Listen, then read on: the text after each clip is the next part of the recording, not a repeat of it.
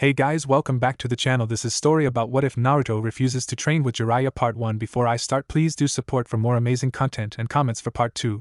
Do consider to subscribe my channel and share my video to your friends and check out the description as well. Let's start the video. A 6-year-old boy is wandering through the park, looking for anyone who is willing to play with him. For as long as the boy can remember, he has been shunned by everyone, sometimes to the point that parents and children alike would hit him if he got too close to them. The boy looks slightly dejected, seeing the usual reaction from everyone whenever he came within 10 meters from them. Suddenly, he hears someone sobbing somewhere. Turning his head searching for the source of the voice, he sees a pink-haired girl crying under a tree. Walking over, he tries to comfort the girl. "Hey, what's wrong?" Who are you?" My name is. It doesn't really matter. Why are you crying?" "The other girls were picking on me." "Why did they do that?" "Because I have a big forehead. I am ugly." "No, you're not. Your forehead is so big and wide, it makes me want to kiss it." "Eh? You don't think I'm ugly?" "No. You're really pretty. What's your name?" "My name is Haruno Sakura. You haven't told me your name yet." My name is Uzumaki Naruto." "Naruto-kun. Thank you. I feel much better now. Do you want to play together tomorrow? We can meet here at 3 in the afternoon." "You want to play with me? Okay. I'll be here." "It's really late. I have to go home now. Bye, Naruto-kun." "Bye, Sakura-chan. I'll see you tomorrow." Putting his hands behind his head, Naruto smiles as he watches the back of Sakura as she walks away. He turns and leaves the park when he can no longer see the girl, excited to tell the old man that had been taking care of him about the new friend he met. Meanwhile, as Sakura reaches home, she is all excited about telling her mother of the new friend she met in the park. "Well, Sakura, you look happy today." "Uh-huh, I met a new friend today." "Oh? What's your friend's name?" "Uzumaki Naruto." "What? Sakura, that Naruto is a bad person. You shouldn't see him again." "A bad person? But he was so nice to me today." "Sakura, you don't want to be near that boy. I'm your mother, I would never do anything to hurt you." "Oh, okay, Mom. I promise I won't see him anymore. I'll just play with Ino-chan tomorrow then." "That's a good girl, Sakura. Come on, dinner is ready." The next afternoon, Naruto rushes to the park excitedly as soon as he finished lunch, hoping to find his new friend. The old man was too busy yesterday, so he didn't stop by at Naruto's place to check on him, but that still didn't dampen the boy's enthusiasm. The looks that everyone is giving him don't bother him as much as they would normally, as the only thing in his mind is the pink-haired girl he met yesterday. When he finally reaches the spot he met the girl a day ago, he takes a quick look at the clock near him, showing him that he is a few minutes early. He sits down under a tree and waits for Sakura to show up. Taking a glance at the clock every now and then, he starts becoming more and more nervous as the minutes pass by. Eventually, he hears a familiar voice about an hour after when Sakura was supposed to show up. He sees the pink-haired girl with a blonde girl talking and laughing as they approach him. Thinking that the girl is going to introduce him to a new friend, he runs up to greet her excitedly, completely forgetting how late the girl is. "Hi, Sakura-chan." "Hey, Sakura, do you know him?" No, I don't, Ino-chan. I have no idea who he is." "It's me, Naruto. Don't you remember Sakura-chan?" "No. I don't know you at all." "But..." "Hey! Cut it out. She already said she doesn't know you. Leave us alone." Tears start welling up in Naruto's eyes as he looks at Sakura one last time. Seeing the tears, Sakura quickly looks away, trying to be as steel-hearted as she can until the boy finally leaves them. Dropping his head, Naruto turns around and runs away, trying desperately to keep the tears from falling. He keeps on reminding himself to stay strong and not give the people the pleasure of seeing him break down. As soon as the boy is out of sight, Sakura sighs and looks at the ground uncomfortably. "What was that all about, Sakura? Remember the boy I told you before?" "He's the boy?" "Yeah." "When were you supposed to meet him again?" 3. "He waited an hour for you here?" "I don't think so. I mean, he must have other friends too, right? He must have been playing with them while he was waiting for me." "Doesn't look like it. I think he's by himself. Look at how the people are all glaring at him as he walks past them. That was really mean, Sakura. Even if your mom said that he's a bad person, he certainly doesn't look like one to me." "My mom won't lie to me." I don't think it would make a difference now. Poor boy, I really feel sorry for him. Alright already. I know I was mean, but Mom said I should stay away from him. I know, no need to get angry at me. I'm not yelling at you or anything. I'm sorry, Ino. It's just that I feel kinda bad for what I did. Oh well, what's done is done. Let's go and have some fun. I bet it'll make you forget all about it. Right. Let's go. Naruto runs away from the park with a mist over his eyes. He doesn't care where he is going, as long as it's away from the park. When he finally calms down again, he finds himself in a completely unknown neighborhood. He looks around in fear as the people all look at him in confusion rather than hatred.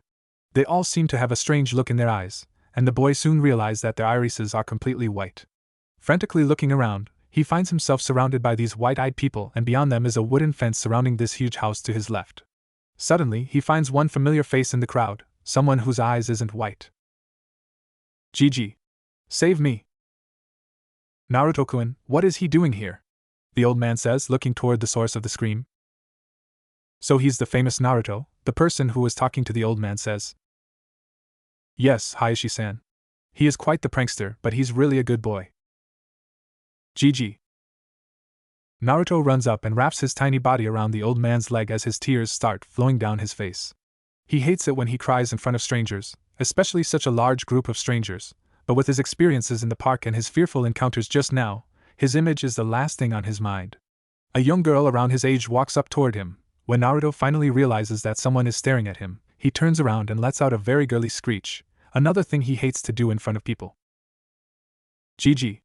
Who are these weird white-eyed people? The girl seems to be hurt by the question as she looks away and begins fidgeting her tiny fingers. The other people in the crowd doesn't seem to be as affected by the boy's statement, but on closer inspection, one can see quite a large number of them are clenching their fists, trying to calm themselves. Naruto, show some respect. They are the Hyugas, the strongest clan in all of Konoha. Strongest clan? They don't look like food. Clan Naruto, not clan. A clan is a ninja family. Oh, so they are all ninjas? That's right. Good, then all of you should back off, because you're all going to be working for me one day. I'm going to become the Hokage when I grow up. Hokage-sama? Hayashi asks. Ever since I met this boy, he's been saying that his dream is to be the next Hokage. I see. Oh heyo Ganzamasu, the little girl whispers. Oh, hello. I'm sorry about what I said earlier. It's not that I think your eyes are weird or anything. You just surprised me, that's all. It's okay. Naruto-kun, Hayashi says. What do you want, Aji-san? Oh, Aji-san? Hayashi says, turning toward the Hokage. Naruto has a very interesting way of greeting people. I see. Well, Naruto-kun, do you want to become friends with my daughter Hinata? Yeah. I always want to make new friends. Arigato Naruto-kun, the little girl says. Stopping his eager nodding, Naruto turns toward the girl who had surprised him before. His face is etched in confusion for a few moments until realization dawns on him. Oh, so you must be Hinata-chan. Hi. My name is Uzumaki Naruto, future Hokage. Gon bar Naruto-kun. Naruto flashes a smile toward Hinata and she starts fidgeting her fingers again while looking away blushing. Seeing how the two are bonding, the adults slowly walk away and let the two young kids enjoy themselves. The two continue to talk and laugh with each other, and Hinata is enjoying the moment so thoroughly that she unknowingly ignores the tug at the hem of her long jacket until the person starts crying. Hanabi-chan. Oh, please don't cry. I'm sorry for ignoring you. Is that your little sister Hinata-chan? Yeah. Her name is Hanabi, she's just 1 year old. Come on, Hanabi-chan, don't cry. I'm sorry for keeping your sister from you. Eyes finally drying up, Hanabi takes one look at Naruto and clutches onto her sister's leg while glaring at Naruto with a pout. Chuckling nervously, Naruto scratches the back of his head, having no idea how to deal with this situation. I don't think Hanabi-chan likes me too much. She is always like this with strangers. Give her a little time and she'll warm up toward you. Are all girls like that? What do you mean, Naruto-kun? Do all girls need time to know the boy before she starts liking him? I guess. Why? Well, I met a girl at the park yesterday, and she promised me that she'll play with me today, but then she comes an hour late with another girl and starts pretending she doesn't know me. Maybe she's shy about letting her friend that she have a boyfriend. Eh? Boyfriend? Well, you are a boy and you are her friend, right? But boyfriend? Hinata looks toward the boy in confusion as Hanabi looks back and forth between Hinata and Naruto, trying to gain their attention again. After a few moments of thinking, Hinata finally understands what Naruto is talking about. No, I don't mean it like that. I just mean a friend who is a boy. Oh. You scared me for a moment there, Hinata-chan. Seeing how Naruto is patting his chest with one hand while wiping the imaginary sweat off his forehead with the other, Hanabi starts giggling at his antics. Hinata shows a gentle smile as she watches Naruto bends down and start playing with the younger Hyuga. Suddenly, an idea strikes her and she glances toward Naruto and waits for him to start paying attention to her again. Hinata-chan, is there something wrong? No. I was just wondering if Naruto-kun would want to go to the park with me tomorrow. Maybe we can even meet this girl you are talking about. The park again? Don't worry, I won't ignore you like the girl today. Are you sure? Of course. You're my friend Naruto-kun. It looks like you are Hanabi-chan's friend too. Yeah, she warmed up to me pretty fast. Okay, what time do you want to meet tomorrow? How about 2? Okay, 2 o'clock it is. While the kids are playing together, the Hokage and Hayashi watch on with a small smile on their face. Hearing about their plan for tomorrow, Hayashi gestures toward one of the guards and orders him to keep an eye on Hinata tomorrow but not to interfere with them unless absolutely necessary. The kid looks so much like him, even his personality. Yes. That is quite true. Naruto-kun also has a way of changing people around him for the better. I have to agree.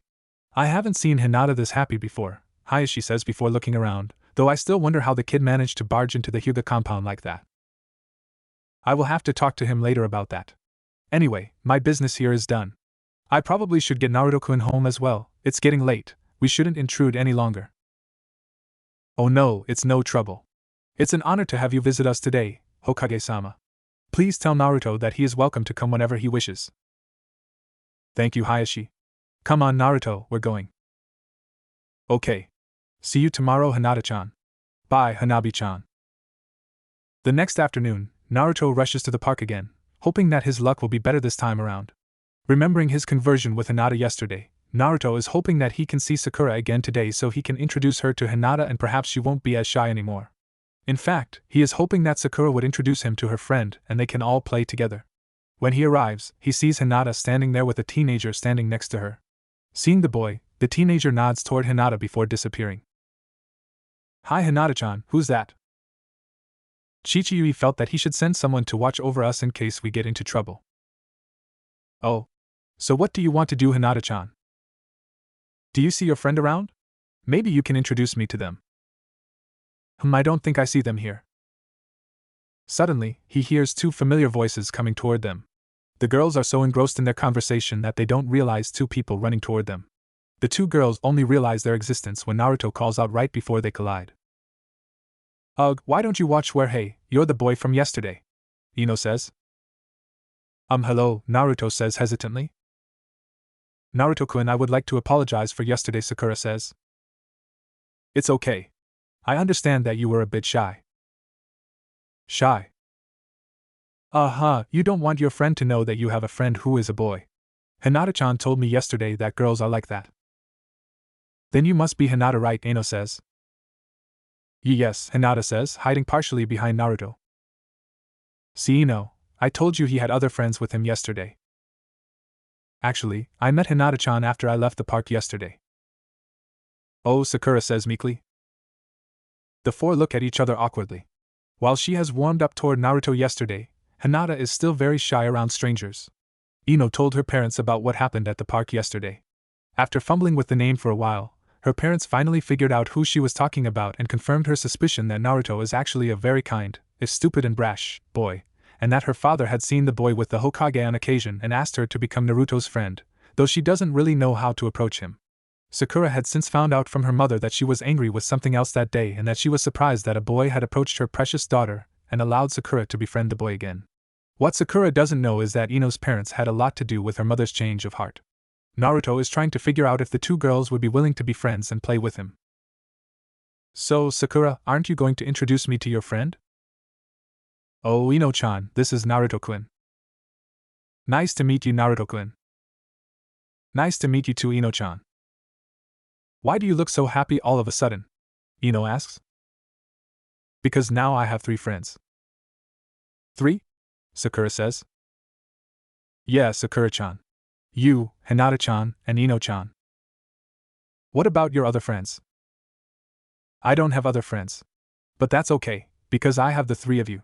Oh yeah, Hanabi-chan is my friend too, so I have 4 friends. Who's Hanabi?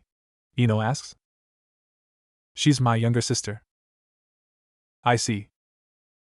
Sakura-chan, Ino-chan, do you want to play with us today? Naruto asks. Okay, but what are we playing? Sakura asks. I don't know yet, what do you think, Hinata-chan? I don't know either. Hey, I have an idea. Let's play family. Family? What is that? Naruto asks. We pretend to be a family. So you would be the father, and I'll be the mother, and…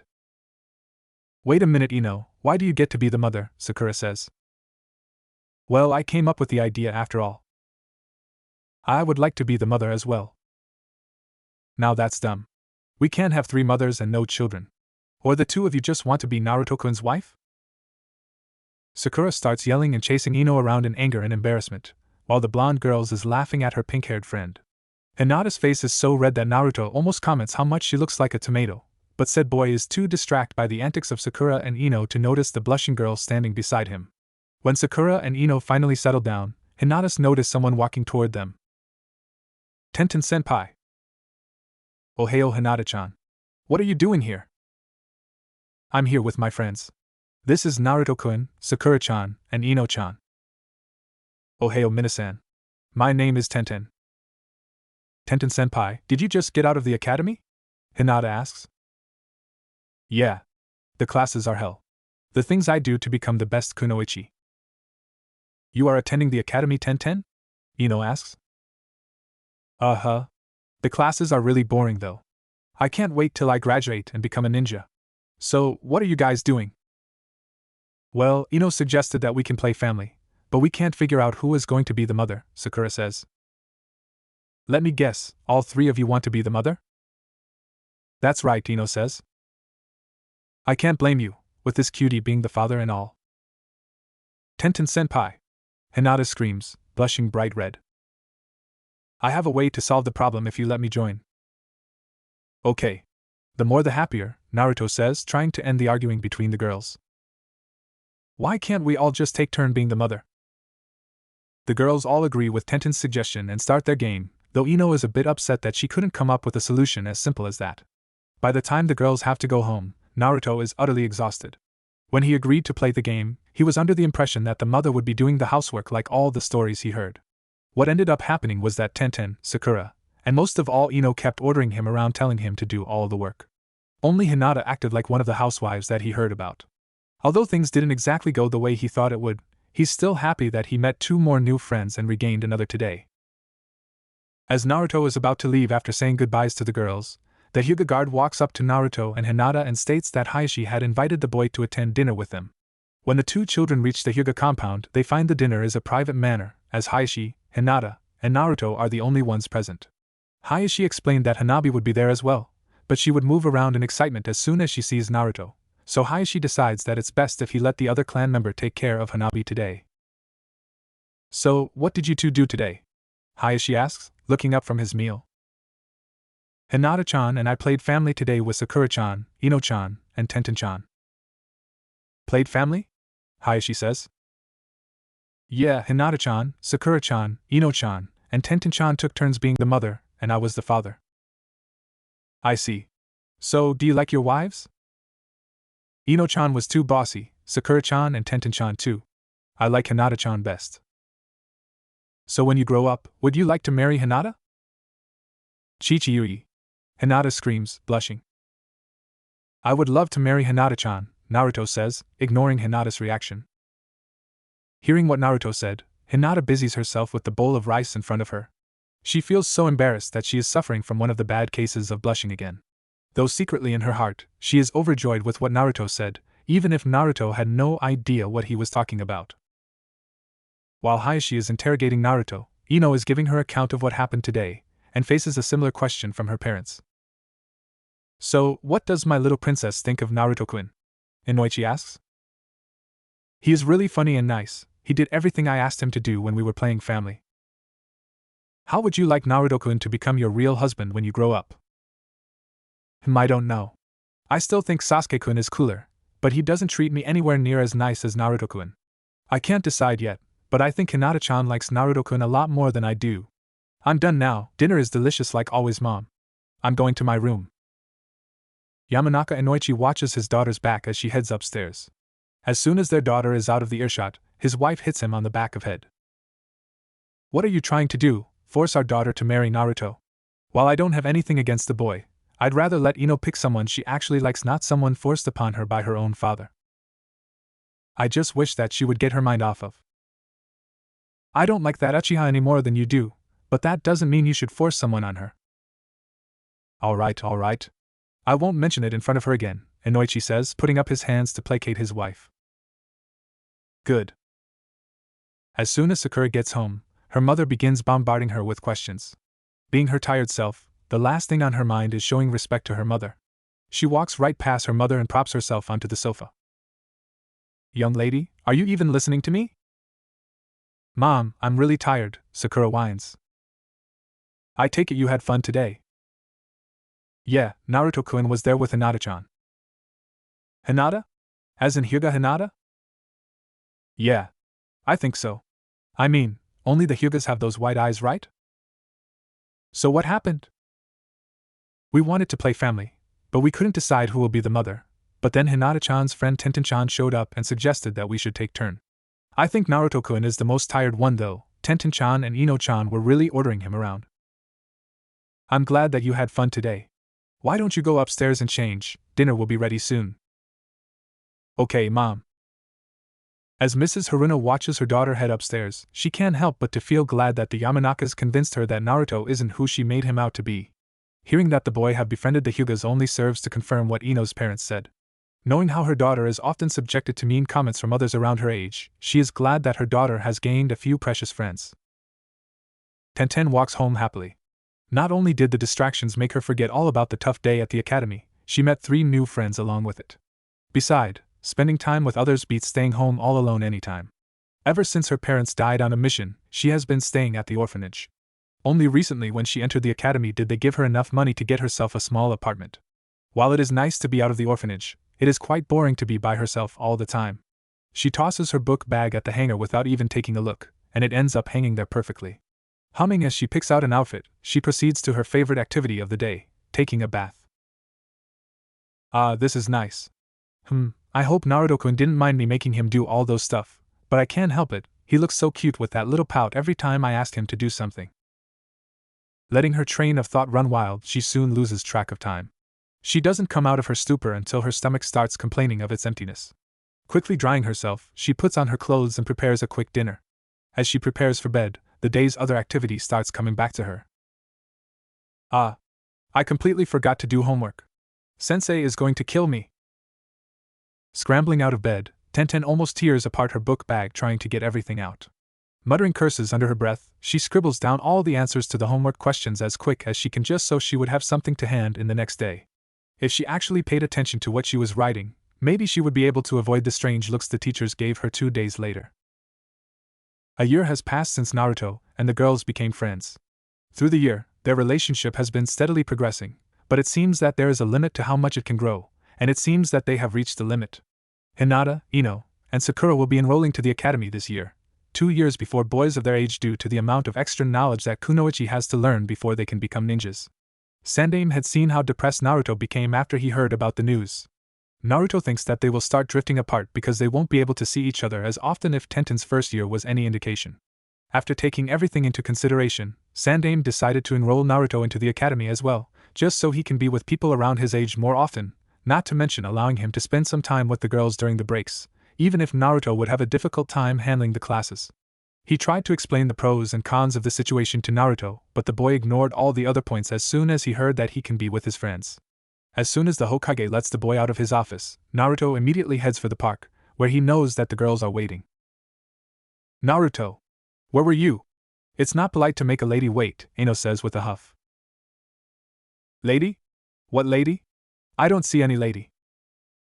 Nah, are you too? Ihi Ino-chan. I was just joking. Putting his hands up to protect himself, Naruto starts backtracking until he bumps into someone. Turning around, he sees Sakura glaring at him with a dark look in her eyes. Chuckling nervously, he starts backing away from the two angry girls until he bumps into someone again. This time, it's Tenten who has a few training kunais in her hands. Finding himself surrounded by three very upset and very dangerous girls, he appeals to the last person for help only to be ignored with a pout and a turn of the face. A few minutes and a very bloody beating later, Naruto finds himself in the care of the four girls who feel bad about how much damage they actually dealt to the boy. Naruto-kun, are you alright? Hinata asks. Yeah. I feel much better as long as you all take care of me. I wish it wasn't so painful getting to this step though. You deserved it, Tenten says. Oh yeah. I almost forgot. Tenten-chan. Can you teach me how to do a Henji no Jutsu? Why would you need to learn that now? You'll learn it in your first year. Please, Naruto begs. Oh fine. I'll get the textbooks tomorrow. Thank you, Tenten-chan. You're the best. Tenten's face flushes from the hug that Naruto gave her. The other girls look on with a small hint of jealousy, but Ino and Sakura quickly shakes it off and begins to daydream about a certain member of the Uchiha clan doing the same to them. Naruto. Alright already. Let me go. Oops, sorry Tenten-chan. So, what are we going to do today? Sakura asks. Actually, I found this really pretty place that I want to show all of you. Really, Ino-chan? Well, lead the way, Naruto says. Ino ends up taking them to a flower field near the walls of the village. The group is mesmerized by the scenery and decided to make it their meeting spot from then on.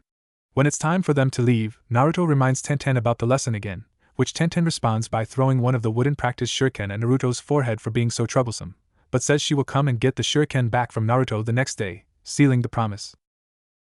The next day, Naruto arrived at the flower field half an hour early, excited to get the lesson started and for his plan to begin. The girls still didn't know that he would be joining them in their first year, and he wanted to keep it as a surprise. Hinata arrived about 15 minutes later with her guardian, and Sakura and Ino arrived minutes later. Tenten arrives a few minutes later than usual since she had to get the books from her home before coming to the field. As Tenten starts explaining the basics to Naruto, the other girls starts creeping in from their games so they can learn some of the basic shinobi knowledge and get a head start against the other people in their class. This becomes their routine for the next week until the first day of academy begins for Hinata, Ino, and Sakura. That morning, the three girls gather at the front yard of the academy, waiting for their teachers to show up and take them to class with all the other people entering this year after saying their goodbyes to Tenten, who had to rush inside before she's late for class. In their nervousness, they failed to notice a blonde dressed in orange from head to toe sneaking around the crowd to get near them so they would be put into the same class. It's not until the girls are seated inside the classroom that they finally see a blonde girl with two ponytails and an orange blouse, and knee-high orange skirt with black pants underneath sitting at the same four-people desk with them. Before they can say about it, the teacher has begun her lesson, so the girls wait until the end of the class to confront the girl. Naruto, what do you think you're doing? What do you mean, Sakura-chan? My name is Sarutobi Neru. I'm a distant relative of the Hokage. Naruto, drop the act. We know it's you. That's why you wanted to learn Henji no Jutsu, isn't it? Ino says. Hi girls, how was your first day so far? Hey, who's your new friend? Tenten asks. Tenten-senpai. This is Naruto, Hinata says. What? You're Na. Sure. You'll get us all in trouble, Ino says, putting her hand over Tenten's mouth. Naruto, if we get into trouble because of you, I'll beat you up so bad. I know. That's why you girls have to keep this a secret. Gigi told me the same thing this morning and he's willing to cover for me. Fine, but don't say we didn't warn you, Nara-chan, Sakura says. What are you girls doing after school today? Tenten asks. I'm going to Ino-chan's place to study. Hey, why don't we all go to Hinata-chan's place to study? Nara says. Her house is huge. I'm not sure if her father would allow us to, Tenten says. I'm sure Aji-san won't mind. Aji-san? Three of girls asked at the same time, looking toward each other. Naruto always calls Shishiyui that, Hinata explains. Are you absolutely crazy? Sakura says, hitting Naruto on the head. How can you address the leader of one of the strongest clan in Konoha in that term? Why not? He doesn't mind. Anyway, do you girls want to go or not? Are you sure that Hyuga-san won't? Ino asks. I'm sure Shishiyui won't mind either. Well, if you're sure, I guess. It's better to study together in a group anyway. I have to tell my parents first though, Ino says. Me too, Sakura says. Well, we should go with you girls. The guards at Hinata-chan's place are really mean, but they won't bother you if they see that Hinata-chan's with you. They are not mean, Naruto-chan. They have to be careful as to who they let in. They're doing their job. Tenten-senpai is right, Hinata says, defending the other members of her family. Whatever. I still think they are mean. Anyway, meet at the yard after school? Okay. I have to go back to class. Kurenai-sensei is really strict about people being on time, Tenten says, sighing. I wish I still have System-sensei as my teacher, but she only teaches first-year kunoichis. Tenten, are they your friends? Kurenai-sensei. Sorry I'm late. I'm going to class now. Don't worry. You still have time. I'm just curious about your friends. See you curious? Tenten says as the entire group stiffens in fear. The group looks nervously toward the Chunin instructor. Kurenai has her attention fixed on the transformed Naruto. While they don't know if Kurenai has seen through the disguise, the look and the smirk she has on her face are plenty unnerving enough for the young minds. You certainly have an interesting group of friends, Tenten. Especially you, little girl, Kurenai says, staring at the transformed Naruto. The group is frozen in place as Kurenai walks toward the classroom, her soft laughter filling the now empty hall. The girls start casting nervous glances toward Naruto, who has a look of pure dread. I think she knows, Naruto says. Does that mean that Suzume-sensei? Ino asks. What's going on?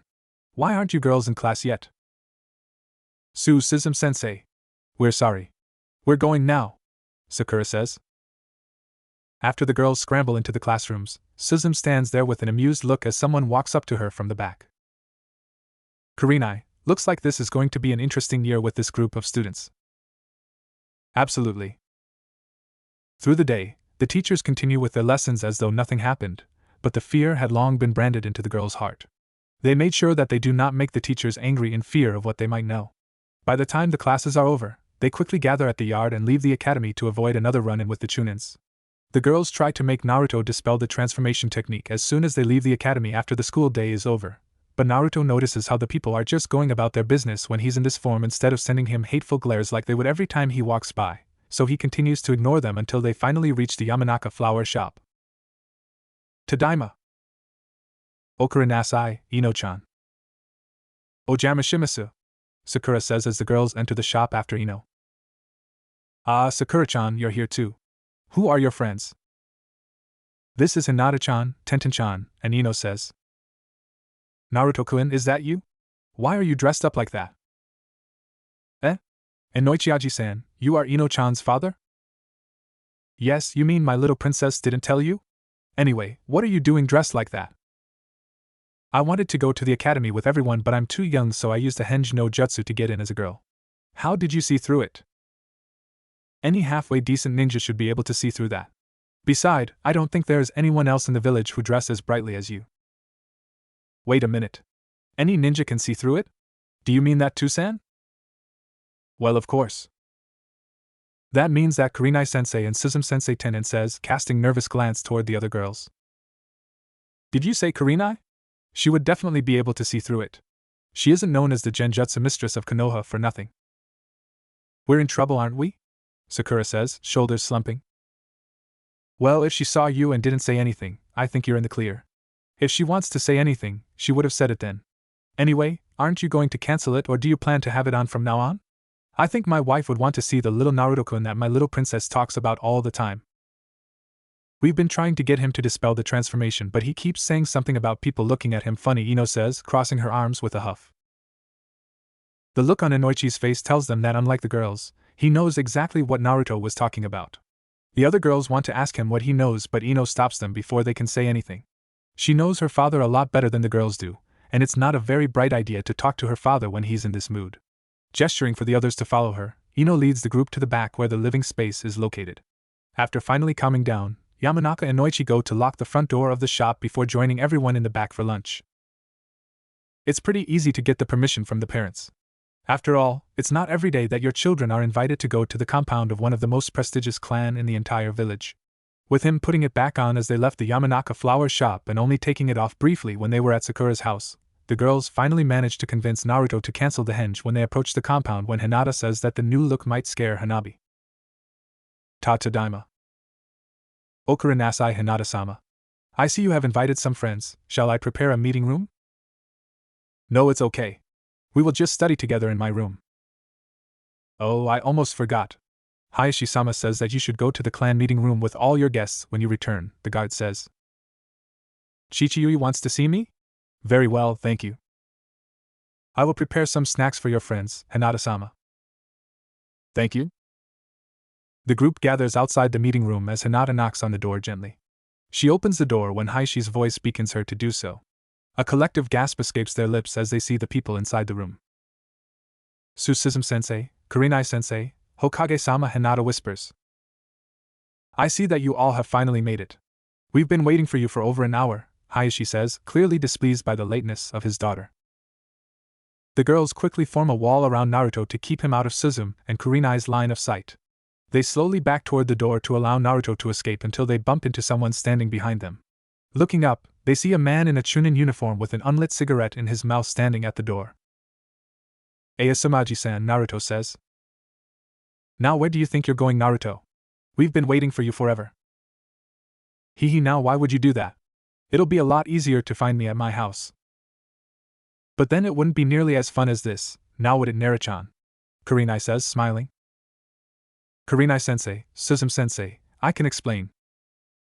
Oh, that's quite alright, Tenten. There is no need to explain. Sneaking a boy into a kunoichi class, you know the punishment, Suzumu says. Naruto, I'm going to kill you, Tenten hisses. There will be no killing today. I have already explained everything to Kurenai and Suzumu. Of course, I was quite surprised myself when he came to me with the Henge no Jutsu.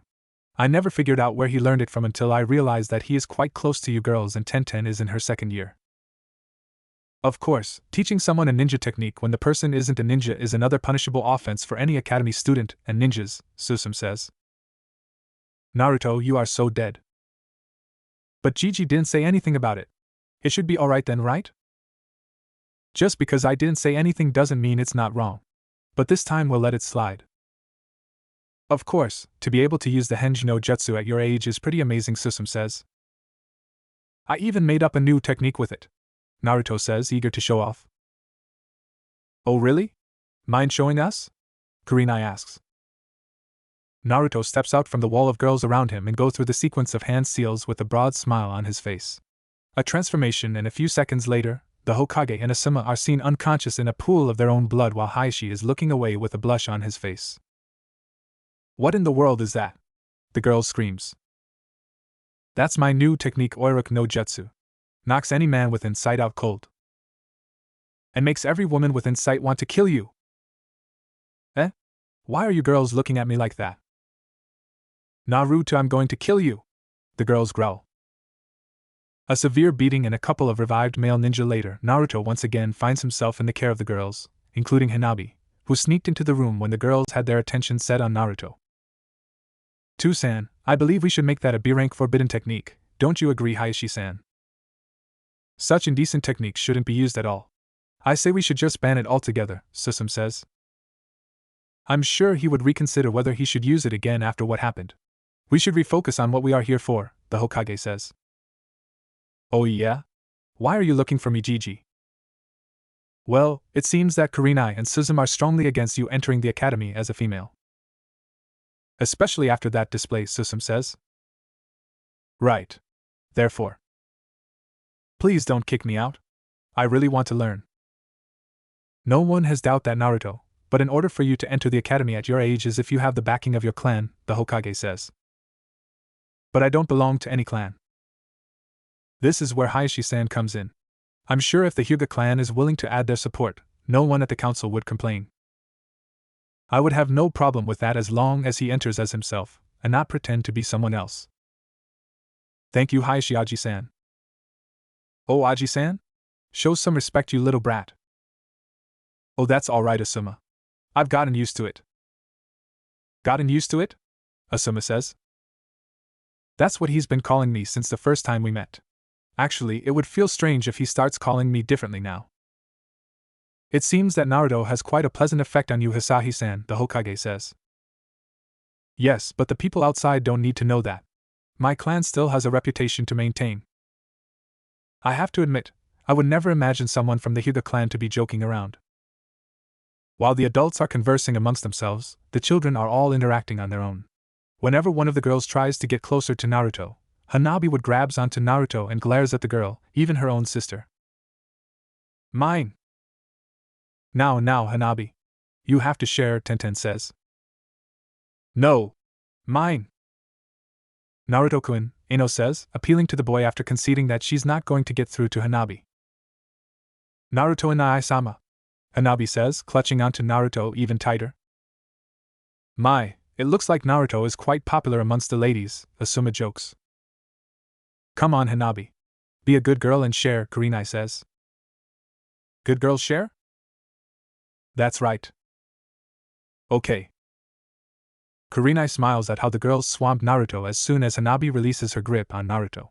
Seeing they have completed what they want to do there, Kurenai, Suzume, Asuma, and the Hokage decide to leave. Naruto tries to get away by saying he should go, but the girls drag him to Hinata's room, making up an excuse about studying. It has been 5 years since Naruto and the girls entered the academy. During these 5 years, Naruto met several new friends: Rock Lee, Nara Shikamaru, Akimichi Chuji, Inuzuka Kiba, just to name a few. However, his relationship with the girls had taken a turn for the worse.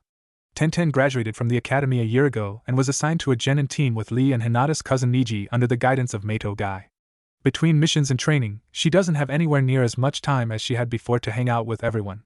Even if Lee introduced Naruto to his overenergetic sensei, Naruto spent most of his free time practicing with Gai instead of enjoying the day with the girl. Sakura and Ino's infatuation with Uchiha Sasuke grew with age, and the friendship between them and with Naruto suffered. The two girls would rather spend more time trailing Sasuke around the village and fight against each other than to enjoy the company of the friends from their childhood. As Hinata and Hanabi got older, Hayashi's expectation of them also grew, and the two girls' relationship with Naruto started to become more of a distraction than a benefit to their training. If Hayashi has to choose between his daughter's friendship with Naruto and the well-being of his clan, there is no question what his choice should be, no matter how much he likes the boy. On the academic side, Naruto also suffered. Outside of Asuma and Kurenai and occasionally Suzume, Naruto didn't really have anyone to look to for advice until he met Yumino, Irika, and Gai. By then, Asuma and Kurenai had become jounins and didn't have time to spend on Naruto no matter how much they wanted to help him. The result is, instead of graduating in 3 years like every other male ninja, he was held back for 2 years.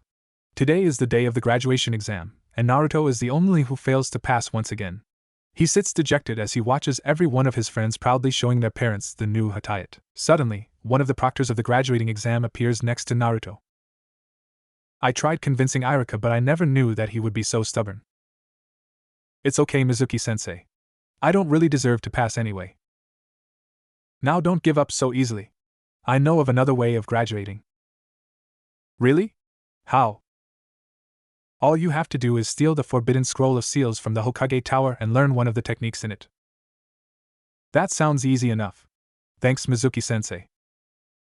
I have a small cottage on the outskirts of the village. Here's the direction. You can practice there. Thanks, Mizuki-sensei. You're a real lifesaver. That night, the Hokage gathers all the Chunins and Jounins to the top of the Hokage Tower, ordering them to track down Naruto and retrieve the scroll. Mizuki initially searches in the area opposite of where he sent Naruto, but he turns around as soon as he feels no one is paying attention to him. Asuma and Kurenai have been suspicious of how Mizuki is constantly looking around himself instead of searching of Naruto, so as soon as Mizuki turns around and heads out of the village, they decide to follow him to see what he is doing. As soon they reach the cottage, Asuma and Kurenai hide from view as they watch the confrontation between Mizuki and Irika, who had found Naruto there before them. During the ensuing argument, they realize it was all just Mizuki's plot to steal the scroll and kill Naruto to become the village's hero. It is also during the argument that Mizuki said what the two Jounins fear the most. He told Naruto how he is the container for the nine-tailed demon that ravaged Konoha 12 years ago. Sandaime had forbidden anyone to talk about what happened to protect the secret from reaching the next generation so Naruto can befriend them after seeing the initial reaction of the older generation toward the newborn baby. In confusion, Naruto flees from the scene with the scroll, leading the senior ninjas on the chase again.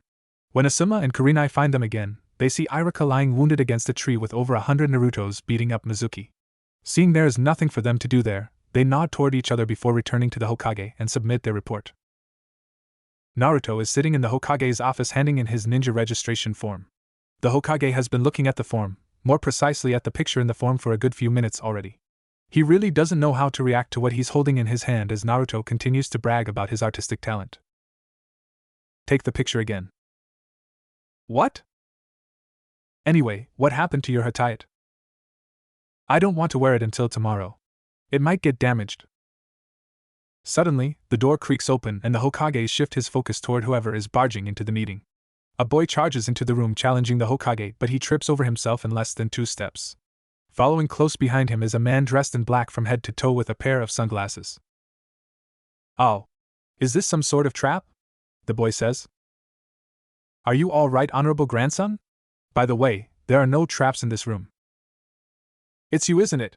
You're the one that tripped me, the boy says, scrambling up and pointing at Naruto. You trip over yourself. You idiot. Let him go right now. He's the grandson of the Hokage, the man with the sunglasses says. Grandson? That's right. Hit me if you dare. What does that have to do with me? The Hokage can only sighs as he watches Naruto pummel his grandson on the head. In his mind he knows that this could mean nothing but trouble. In the blink of an eye, Naruto is already out of the room, and when the trainer starts looking for the Hokage's grandson, the Hokage notifies him that the youngster has followed Naruto outside. In the streets of Konoha, Naruto is becoming more and more annoyed with each step. Not only did the little brat disrupt his meeting with the Hokage, now he's trying to follow him around with his pathetic attempt in stealth tracking. Stop following me. Your Kakurmino no Jutsu is awful. Heh, so you can figure out where I am. You are exactly the person I'm looking for, Oibun. What? But you have to teach me your Oiruka no Jutsu so I can beat the old man. Please, Oibun. Oibun? Well, since you put it that way. By the time the trainer is out searching for his student, Naruto and his new follower are already moving all around town on their research trip. After numerous unsuccessful attempts to gather as much information as they can, they finally decide to put their knowledge to use and practice in one of the many training grounds in the village. After the young boy finally grasps the basics of the technique, Naruto decides that they should take a break. So, why do you want to defeat Gigi so badly? He named me Konohamaru, after the village's name. I guess it's a nice name, but nobody ever addressed me by it. They only treat me as the Hokage's grandson, no one recognizes me as myself. That's why I have to get the title Hokage. That way, they will all see me as me, not a relative of someone else. Idiot, no one would recognize you. Not everyone can get the title Hokage, especially not a winnie kid like you. If you really want to become the Hokage, then... Then what? Then you're going to have to defeat me. Finally, I have found you. Turning around, Naruto and Konohamaru find the trainer standing on one of the branches behind them. As soon as he jumps down from the tree and tries to convince Konohamaru to leave with him, Konohamaru tries his newest technique on his unsuspecting trainer. Henge. Oiruka no Jutsu. That's odd. How come it's not affecting you? This technique is unacceptable. I am a gentleman, I will not fall for such low-class technique. Let's go, honorable grandson, if you stay with this kid any longer, you'll become an idiot like him. Only I can guide you to the shortcut on becoming the Hokage, the trainer says, pulling Konohamaru away by his scarf. No! I'm not going! Kage Bunshin no Jutsu. Che, I'm not a weak ninja like Mizuki. You're not even close to my level. Bring it on, I'll show you what a real ninja is like. Henge. Surprised by the unconventional technique, the trainer can only stand frozen in his spot as dozens of transformed Naruto surround him, using their charm to cause a massive nosebleed to the trainer. Watching with his crystal ball from afar, the Hokage can only shake his head in disbelief as he contemplates the effect the new technique would most likely have on him if he was the one subjected to it. I call this move Harem no Jutsu. Darn it! I can't even beat the stupid trainer. I really want to be recognized by the village. Why? I already told you, it's not that easy. Only when you are recognized by everyone in the village as the strongest ninja will you gain the title Hokage. I have to go through a lot just to get one person's recognition. I suggest that you prepare yourself. There is no shortcut to be recognized by the people. Who do you think you are, lecturing me like that? From now on, I'm not your follower anymore. We are rivals. Well, I'm going to be one step ahead of you starting tomorrow. I'll become a ninja, but when the time comes, we'll fight for the title of Hokage. I'll be waiting for you, Konohamaru. The next morning, Naruto has a bored grin on his face as he sits at his normal seat in the academy classroom. He watches as the other students slowly fill up the room. Eventually, Shikamaru, Chuji, and Kiba enter and, spotting Naruto, walk over toward him. Naruto, what are you doing here? This meeting is for graduates only. I know you're lazy, Shikamaru, but I didn't know that you're blind too. You see this? I'm a ninja just like the rest of you. How did you manage to get your hands on that? Not telling, dog boy. On the opposite corner of the room, Hinata watches them with a small smile as the group continues to argue. Suddenly, everyone's attention is drawn toward the door as Sakura and Ino burst into the room with another one of their stupid spats. Seeing Sasuke at his seat next to the window, they run down the steps toward the table. Knowing better than to get in their way, Shikamaru, Chuji, and Kiba quickly gets out of the way, but Naruto is too dense to realize the danger. Thinking they are there to greet him, Naruto is about to wave toward them when they push him out of the way, fighting for the seat next to Sasuke. His anger flaring from the treatment, he jumps on top of Sasuke's desk and enters into a staring contest against Sasuke. Suddenly, the person sitting in front of Sasuke leans back, knocking Naruto right on top of Sasuke, their lips slamming together. There is a moment of silence, and the only sound heard is the gagging noise from Naruto and Sasuke. Suddenly, Naruto feels a chakra spike from his left, where all of Sasuke's fangirls in the class are gathered. The following beating is so severe that Shikamaru, Chuji, Kiba, and Hinata do not want to look toward him and see the carnage. When Iruka enters the room and sees the battered and bruised Naruto moping at his seat, he can only imagine what kind of prank Naruto pulled to get anyone so angry. Now that you are all here, I wish to congratulate all of you on passing. I will now assign you all to your genin squad. Everyone's focus is on Iruka as soon as the words left his mouth. So much so that he curses under his breath about how this is the most focused they had been ever since he started teaching them. Even Naruto seems to have miraculously recovered and is paying 100% attention. As the list is being read off, all the boys' attention starts to slip as the anticipation and disappointment begins to build for the girls. Team 7, Uzumaki Naruto, Haruno Sakura. Yeah. I'm doomed, Sakura mutters while thinking to herself, there is no chance Sasuke-kun will be on my team now. And Uchiha Sasuke. Why me, Naruto mutters. Yeah. Take that, Ino. Great, I'm stuck with those two fools. Team 8, Inuzuka Kiba, Hyuga Hinata, and Aburame Shino. So, Hinata-chan and Dog Boy are on the same team, Naruto says, looking toward where Hinata is sitting. I feel bad for Hinata-chan, Ino says. Team 10, Yamanaka Ino, Naresh Shikamaru. Huh. Not lazy boy. Serves you right, Ino pig, Sakura says, snickering. And Akimichi Chuji. No, not him too. There has gotta be some sort of mistake. Don't be so down, Ino-chan. Shikamaru and Chuji aren't that bad. Be quiet, Naruto, nobody asked you. Sorry, Ino-chan. Alright. You should all go and get some lunch, Iruka says, putting down the list. The Jounin instructors will be here to pick you up in a couple of hours. Everyone in the room slowly files out and regroups into their assigned teams to get more familiar with each other. Naruto happens to find Sakura wandering around in the courtyard. Without a second thought, Naruto walks up to her. Hey Sakura-chan. Do you want to have lunch together? I mean, since we're in the same team and all, I thought that maybe we can hang out together again like we used to. Naruto, can't you see that I'm busy? Arg, what would Sasuke-kun think if he sees us together? But Sakura-chan. No, Naruto. Do you know how annoying you are when you keep bothering me like this? Sorry. Lowering his head, Naruto turns around and walks away from her to find a quiet place to eat by himself. However, he manages to find Sasuke eating in one of the halls inside the academy. Sneaking up behind him, Naruto jumps Sasuke from the back, knocking down the shades. Ino's team happens to be nearby and saw Naruto sneaks in, but with the shade in place blocking the interior, Ino can only wait for any sign of either one coming out victorious. A few moments later, Sasuke climbs out of the window and with a few pats to clean off the imaginary dust particles, heads away from the scene. Ino silently cheers for her idol and makes a promise to herself to get Naruto for even thinking about hurting Sasuke. What she doesn't see is the real Sasuke tied up inside the hall. Transforming into Sasuke, Naruto once again sets out to find Sakura, whom he sees eating by herself on a bench. Snapping out of her trance, Sakura notices Sasuke watching her while leaning against a tree. In her mind, she starts playing scenarios of how Sasuke would woo her and leaves a crying Ino behind. Sakura, your forehead is so big and wide, it makes me want to kiss it. Why did that line sound so familiar? Where did I hear it before? Oh, who cares? Che, that sounds like something the Baka would say.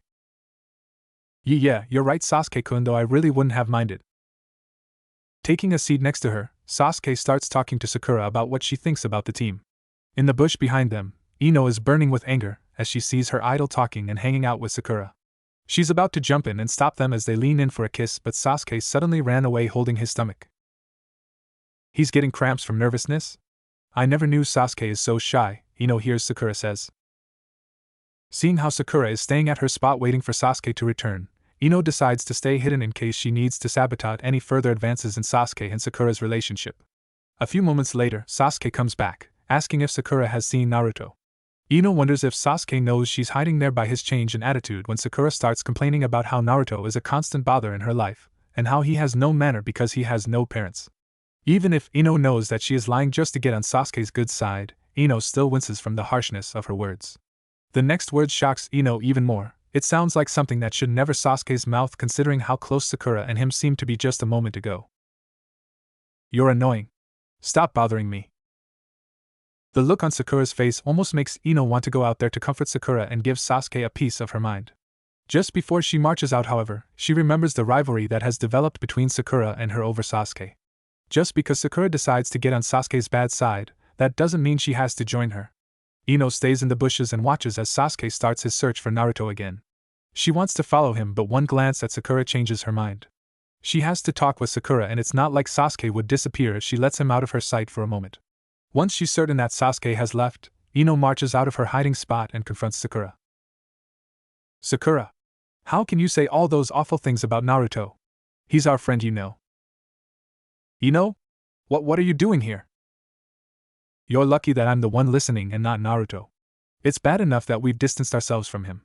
If he finds out that you're saying those things about him, he'll be crushed. It wasn't that mean, was it? Besides, the entire village hates him for pulling all the pranks. It's just proof that what I said is the truth. Did you really think that Naruto is as bad as he shows, or did you forget that Naruto is the first amongst us to learn Henj no Jutsu?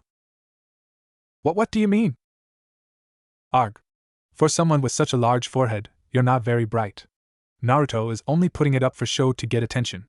Didn't you realize that he starts acting this way when we stop hanging out with him? Well, if you feel so bad about it, why don't you go back and hang out with him? Do you even know what you are saying?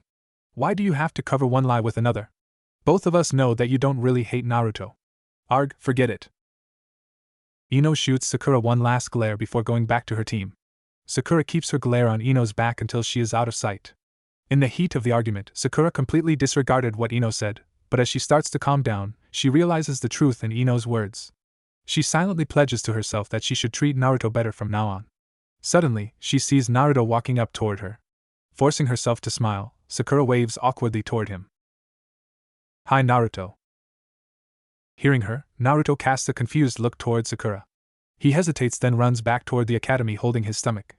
Seeing his reaction, or the lack thereof, Sakura trembles in anger, but forces herself to calm down by taking deep breaths. Grumbling, she walks back to the classroom and waits for Sasuke and her team's Jounin to show up.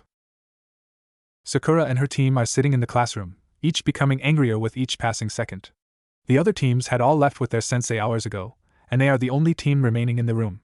Snickering, Naruto picks up an eraser from the blackboard and places it above the sliding door. Sakura scolds him mildly, but she's enjoying the prank herself. Sasuke mutters at his seat about how pointless it is since there is no way a Jounin will fall for such a childish trick. Naruto is about to turn and yell at Sasuke when the door opens and a silver-hair ninja peeks inside and the eraser hits him in the head, sending chalk dust all over his body. Seeing the ninja's reaction, Naruto is laughing out of his mind and Sakura is apologizing for his action on the outside but is cheering on the inside considering how late he is while Sasuke is staring wide-eyed at the ninja for not catching such a simple trap. My first opinion of you three, how should I say this? I don't like any of you. But Sin. Well, let's head up to the roof, the Jounin says, cutting off what Sakura was about to say. The Jounin leads them to the garden on the roof of the academy, and takes a seat on the ledge. He gestures for them to sit down in front of him, and waits until they are comfortable before speaking. Well, let's introduce ourselves. What should we talk about? Well, I guess a name, some likes and dislikes, your dream, your hobbies, things like that. Why don't you start first, Sensei? Me? Well, my name is Hataki Kakashi. I don't want to tell you my likes and dislikes. I don't really have a dream, and I have lots of hobbies. After all that, we only know his name. Well, let's start from the right. You, the one in orange. My name is Uzumaki Naruto. My favorite thing is ramen, especially the ramen at Ichiraku that Irika-sensei treats me every now and then. I hate the 3 minutes it takes for instant ramen to cook. My dream is to surpass the Hokage. That way, everyone in the village will respect me. My hobby's pranks, I guess. Alright, you the girl? My name is Haruno Sakura. My favorite thing in the world, more like my favorite person, my dream, should I really say it out loud? My hobby is, and the thing I hate the most is the way a person constantly interrupting my relationship with a certain someone, even if that person is my friend. Okay, you in the middle. My name is Uchiha Sasuke. I hate a lot of things and I don't really like anything. As for my dream, I don't have one because it will be a reality. I will restore my clan and kill a certain someone. Well, I guess that does it. We will begin taking missions tomorrow. Sensei, what kind of mission are we going to have? Sakura asks. Well, first of all, this mission is only to be taken by the 4 of us alone. What is it? What is it? Naruto asks excitedly. Survival training. Survival training? We did plenty of survival trainings in the academy. Why do we have to do it again? Well, this time I'm going to be your opponent. Besides, this is not just any survival training. Well, what kind of survival training is it? Naruto asks. I better not say. If I did, you're just going to give up. Give up? Why? Sakura asks. Out of the 27 students who graduated, only 9 of you would become genin. The other 18 will have to go back to the academy. In other words, this survival exercise is a test with a 66% failing rate. What? Why? Do you know how tough it was for me to finally graduate? Why do we have to go back?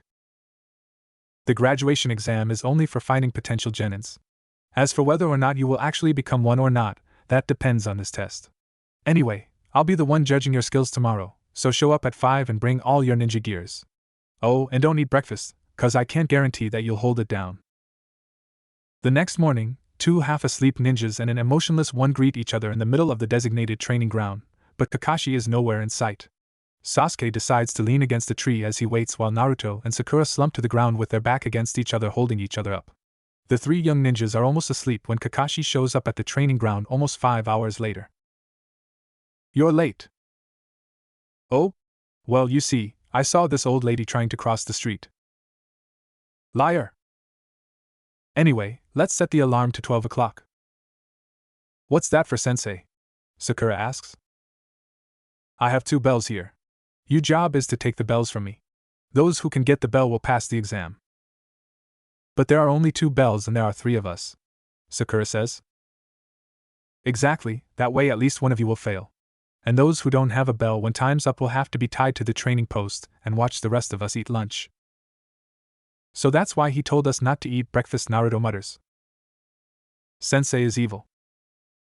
You can use whatever weapon you desire. In fact, unless you come at me with the full intention of killing me, there is no way you can get one of the bells. But isn't that too dangerous? Sakura asks, concerned. Don't worry. You're not at the level to be able to kill me yet. I'm definitely going to get one of those bells. Bring it on, Kakashi-sensei. There is no way I'll be tied to one of those poles. The weakest dog always barks the loudest. We can all just ignore the dead last. Sakura notices how Naruto's muscles tighten up as soon as he hears Kakashi's words. Before she can even try to stop him, Naruto reaches into his weapon pouch and charges toward Kakashi with his kunai drawn. Before Naruto can even take a step, however, Kakashi is already standing behind him with Naruto's arm twisted around so the kunai is on the back of Naruto's neck. He's fast. I couldn't even see him move, Sakura whispers. So he is a jounin after all. Relax. I didn't say start yet. But you did come at me with the full intent of killing me. I think I'm starting to like you guys more. As soon as Kakashi gives the order to begin, Sasuke and Sakura immediately disappear and hide themselves in the woods around the training ground. Kakashi is about to comment about how they have a good basic knowledge in stealth when he notices Naruto standing in front of him challenging him. Let's go. Me and you, one-on-one. You surprised me last time, but I'll beat you this time for sure. What is that idiot doing? Sakura and Sasuke think at the same time. The other three members of the four-man squad all stare at Naruto in disbelief. There is one thought in their mind, and it revolves around how big of an idiot he is. Sighing, Kakashi turns toward Naruto as he gets into his fighting stance. Ninja Skill Lesson 1 Taijutsu. Naruto is about to charge at Kakashi but stops when he reaches into his weapons pouch. Naruto watches wearily as Kakashi pulls something out of the pouch, then stares wide-eyed as he sees Kakashi starts reading the book he pulled out. Well, are you going to attack or not? But why are you reading? Because I want to see what happens next in the story. Don't worry about it. You won't be able to hit me whether I am reading or not. In his anger, Naruto starts throwing an uncoordinated series of punches and kicks, all of which Kakashi blocked without taking his eyes off the book. On the last punch, Kakashi moves behind him and holds his hands in the Tora seal. That's a fire technique seal. At this range Naruto's going to. Sakura whispers to herself before screaming, Naruto. Get out of there. He's going to kill you. What? Too late. Kanahigakur Haiden Taijutsu Ugi, Senin Garoshi. The technique launches Naruto into the river holding his backside. Seeing the splash of water, Kakashi calmly turned the page in his book. That's no ninjutsu. What kind of Ugi is that? It's just a powerful but poke. Great. Two idiots. Grumbling, Naruto reaches into his weapons pouch and throws two shuriken toward Kakashi while he's still in the river, hoping to catch the jounin off guard. Without even looking up from his book, Kakashi blocks one and catches the other while giggling at the contents of the book. Frustrated, Naruto puts his hands together into the Hitsuji seal and form a number of Kage Bunshin. Struggling with an empty stomach through the rough current, Naruto finally gets back ashore huffing and puffing. Seeing his condition, Kakashi turns his back and is about to search Sakura and Sasuke when Naruto's clones jump out of the river. With his attention focused on the clones in front of him, one of Naruto's clones jumps Kakashi from behind and holds him from the back. As the other clones all jump at Kakashi, holding him down by whatever they can get their hands on, Naruto jumps up and hits Kakashi right in the face, only for it to turn into one of the many Narutos in the field. A melee ensures as each Naruto clone claims that the other is Kakashi. Finally, he decides to cancel the Kage Bunshin, and the only person left in the field is Naruto himself. That was a Kawarimi no Jutsu. That's a basic academy jutsu, how can the idiot not see through it? Scanning around the open field, Naruto notices something glistening in the sun. Running over, he finds a bell lying on the ground. As he reaches for it, he steps into a trap, leaving him dangling in the air. Walking out of his hiding spot, Kakashi picks up the bell with a sigh. Think before you use a jutsu, or else your opponent will take advantage. Also, when you see an obvious trap like this, don't fall for it. A ninja has to remain calm and analyze the situation. I know. You don't know. That's why I'm telling you. Seeing that Kakashi is distracted by his conversation with Naruto, Sasuke fires a series of kunai and shuriken which strike the unsuspecting jounin. As he falls off to the side, the body turns into a wooden block as the real Kakashi is hidden amongst the trees trying to locate the two other genins. Realizing that he has given his location away, Sasuke tries to run away with Sakura trailing behind him hoping to back him up. After a while, Sakura loses track of Sasuke but finds Kakashi standing near the tree she's hiding and reading his book. Phew, I don't think he notices me. Sakura, look out behind you. What? Megan, Narakumi no Jutsu. A swirl of leaves picks up around a dazed Sakura. When she finally becomes aware of her surroundings again, Kakashi has already moved to a tree above her. Suddenly, she hears Sasuke's voice behind her. Whirling around, she sees Sasuke's mutilated body crawling toward her, begging for her help. With a loud scream, Sakura faints on the spot, foaming at the mouth. I think I overdid it. But she's got to recognize these things. Back at the open field, Naruto finally manages to get a kunai from his weapon pouch and cuts himself loose, only to fall for the same trap again. Out of frustration, he starts screaming and struggling out of the ropes again. In another open field not far from where Naruto was, Sasuke picks up the two screams and starts scanning about the immediate area, trying to find the source. Ninja Skill Lesson 2, Genjutsu. I can't believe how easily Sakura fell for it. I'm different from them. Different doesn't mean better. You can talk once you manage to get one of the bells, Sasuke-kun. Reaching behind his back, Sasuke grabs a number of shuriken and throws them at Kakashi, who manages to dodge easily while taunting Sasuke, but when he hears the sound of ropes being cut behind him, he can barely jump out of the way of the incoming trap. Taking advantage of his opponent's lack of concentration, Sasuke rushes in and throws a series of punches and kicks that forces Kakashi to use both of his arms to protect himself. When he notices Sasuke reaches for the bells, Kakashi throws Sasuke away and jumps back. This kid, I don't think I have time to read Ika Ika Paradise anymore. When Kakashi is about to taunt Sasuke again, he notices Sasuke going through a series of hand seals, ending in the Tora sign. Kakashi can only stand and watch astounded as Sasuke takes a deep breath and unleashes a fireball. When the fire dissipated, Kakashi can no longer be seen as Sasuke frantically looks around him, trying to find any traces of the Jounin. I'm under you. Doton, Shinji Zansho Anjutsu. Sasuke can only scream as he is pulled down into the ground by Kakashi. When the only part of Sasuke's body left above ground is his head, Kakashi comes back above ground and taunts Sasuke before walking away, waiting for the next challenger. Back at the trees, Sakura finally comes to and, remembering Sasuke's condition, starts running about searching for her source of affection again. Naruto has also managed to free himself after spotting the bento boxes lying unprotected on top of the memorial stone. Hehe, even if I didn't go after the bells, that doesn't mean I can't eat first. Itadakimasu. I was just joking, sensei. Too late. By the time the alarm rings and Sakura and Sasuke return to the center of the training ground, they find Kakashi standing near the memorial stone and Naruto tied to one of the posts there. As soon as their bodies register that they have stopped their movements, their stomach starts complaining about its emptiness. Looks like all of you are pretty hungry. Oh yeah, about this survival exercise, none of you will be going back to the academy. Does that mean that the three of us? That's right. The three of you don't deserve to be ninjas. It's a waste of time for you all to go back to the academy. Kakashi looks at the three in front of him, studying what he thought of as an expected reaction to his speech. Naruto, even if tied to the post, starts screaming and struggling trying to get at Kakashi. Sakura is frozen at her spot with a haze over her eyes. When he turns his attention towards Sasuke, he notices the boy shifting his weight. As soon as Sasuke charges toward him, Kakashi pins him to the ground, stepping on his head. The three of you still haven't figured out the purpose of the test. Why do you think that we have to break you up into teams to take the survival test?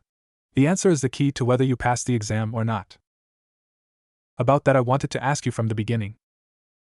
Do I need to spell everything out for you? Teamwork. The key is teamwork. Sakura, you leave behind a trap Naruto going after a Sasuke that you don't even know the location of. You could have easily saved him by cutting the ropes, instead you left him in the open field where there is no doubt he would have died in a real mission. Naruto, you're always so brash in your decision-making, putting the entire team in danger trying to cover for you. Sasuke, you treat those two like obstacles and tools, not even caring about their well-being but only about yourself. It's true that independent ability is important, that's why we held the graduation exam, but without teamwork, the entire team is in danger of dying. For example, Sakura killed Naruto now or Sasuke is dead. What? Just like that. When one of you is captured because of the lack of teamwork, you get put into an impossible situation that can very well lead to the death of everyone on the team. I'll give you two one last chance, but don't expect me to make it easy for you. Go ahead and finish your lunch, but don't give any to Naruto. He tried to break the rule by eating by himself first. If anyone tries to feed him, that person fails immediately. As soon as Kakashi leaves, Naruto starts screaming about how he can go without food even if his stomach is grumbling with every movement he makes. Finally having enough, Sasuke thrusts his bento box toward Naruto, telling him to eat while he keeps watch. When Sakura interjects, Sasuke silences her by saying that everyone needs to be at full strength to get the bells from Kakashi. After giving the matter some thought, Sakura offers Naruto her bento box instead. But Sakura-chan.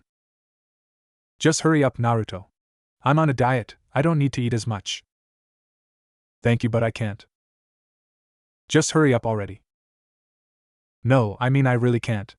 My arms are tied, you're going to have to feed me. Why you fine, but don't expect to get this kind of treatment again anytime soon. As the food nears Naruto's mouth, There's a small explosion in front of them and Kakashi charges out of the cloud of dust. Sasuke can only sit frozen at his spot while Naruto and Sakura are screaming for their lives. You three. Passed. What? What do you mean? You three are the first team to pass. All the teams before only know how to follow my orders. In the ninja world, people who break the rules are trash, but people who abandon their teammates are worse than trash. Alright, the survival test is over, everyone passes. We will begin missions tomorrow, better make that the day after. I still have a lot of paperwork to do to actually register you guys. Okay, let's go. Sakura, Sasuke, and Kakashi all head off the training ground when Sakura asks if they want to go to her house for dinner. When they refuse, they suddenly have a feeling that something is missing. Looking around, they find that the orange-wearing loudmouth ninja is missing. Did we manage to free Naruto yet? Kakashi asks. I think he's still there, Sakura says, sighing. I'll go and get him. See you in 2 days, Sasuke-kun, Kakashi-sensei. Turning around, Sakura heads back inside the training ground to find a pouting Naruto stranded in the open field. Sighing, she takes out a kunai and cuts Naruto loose before asking him the same question that she already asked the others. Are you sure, Sakura-chan? Yes. My mom wants me to invite my team over for dinner so she can meet them, but Sasuke-kun and Kakashi-sensei already said no. I would love to visit Haruno-san. I haven't seen her in such a long time. Well, come on then. I don't want to stay here all day. As soon as Sakura and Naruto walks through the doors, they decide to make their presence known. Hearing the noises in the living room, Sakura's mother walks out from the kitchen to find Sakura seething in anger and Naruto on the ground nursing a bump on his head. Ignoring the fact that a rare guest has shown up at her house, she rushes over to check on the loudmouth ninja. Naruto, are you alright? Yeah. I'm used to it. I'm going to change, okay, Mom? Okay, go ahead, dear. As Sakura's mother watches the retreating back of her daughter, Naruto reaches for the tea kettle on the coffee table and pours himself a cup. Noticing the sudden movement behind her, Sakura's mother watches as Naruto holds the cup in his hand, just staring at it. I didn't think that you would keep my cup in the living room, Haruno-san. I haven't visited for so long. I'm glad you realize that. Why haven't you been visiting? Well, Sakura-chan, as you know. Well, you are always welcome to visit me, even if Sakura is a bit more hesitant. Yeah, but I don't want to make her upset. I heard that you've been eating nothing but ramen. Hee, it's the best food in the world. It's the only food in the world that isn't given to you spoiled. Well, you're in for a treat today. After I found out that you are on Sakura's team, I went and did some grocery shopping and fixed up some of your favorite dishes. Really? Yeah. Haruno-san's cooking is the best. I'm glad that you appreciate my cooking, Sakura's mother says before turning toward the stairs, unlike someone else in this house. That doesn't mean that I don't like your cooking, Mom. It's just that I'm on a diet, Sakura says, walking into the living room. If you say so. Well, why don't you two enjoy yourselves while I start preparing the food? It takes a long time to get everything ready. Oh, Mom, Sasuke-kun and Kakashi-sensei won't be coming. I expected as much. Don't worry about it, dear. Before Sakura's mother can even take a step away from the couch, a loud grumbling sound emits from Naruto's stomach, followed by a much softer one from Sakura's. They look at each other sheepishly, remembering that they still haven't eaten anything yet. I'll fix some snacks for the two of you. Thanks, Mom. They all sit in silence as Sakura's mother go in and out of the kitchen and lay out a few small dishes for the two young ninja. Even with the food laid out in front of them and their stomach grumbling, they still remain in their seat, facing away from each other, not knowing what to say. Go ahead, Naruto. I thought you are hungry. You are too right, Sakura-chan. I'm alright. Don't worry about me. I'm on a diet. Are the two of you going to eat or not? And Sakura, don't tell me that you're on a diet or I'll stuff them down your throat. Fine, Mom, I'm eating.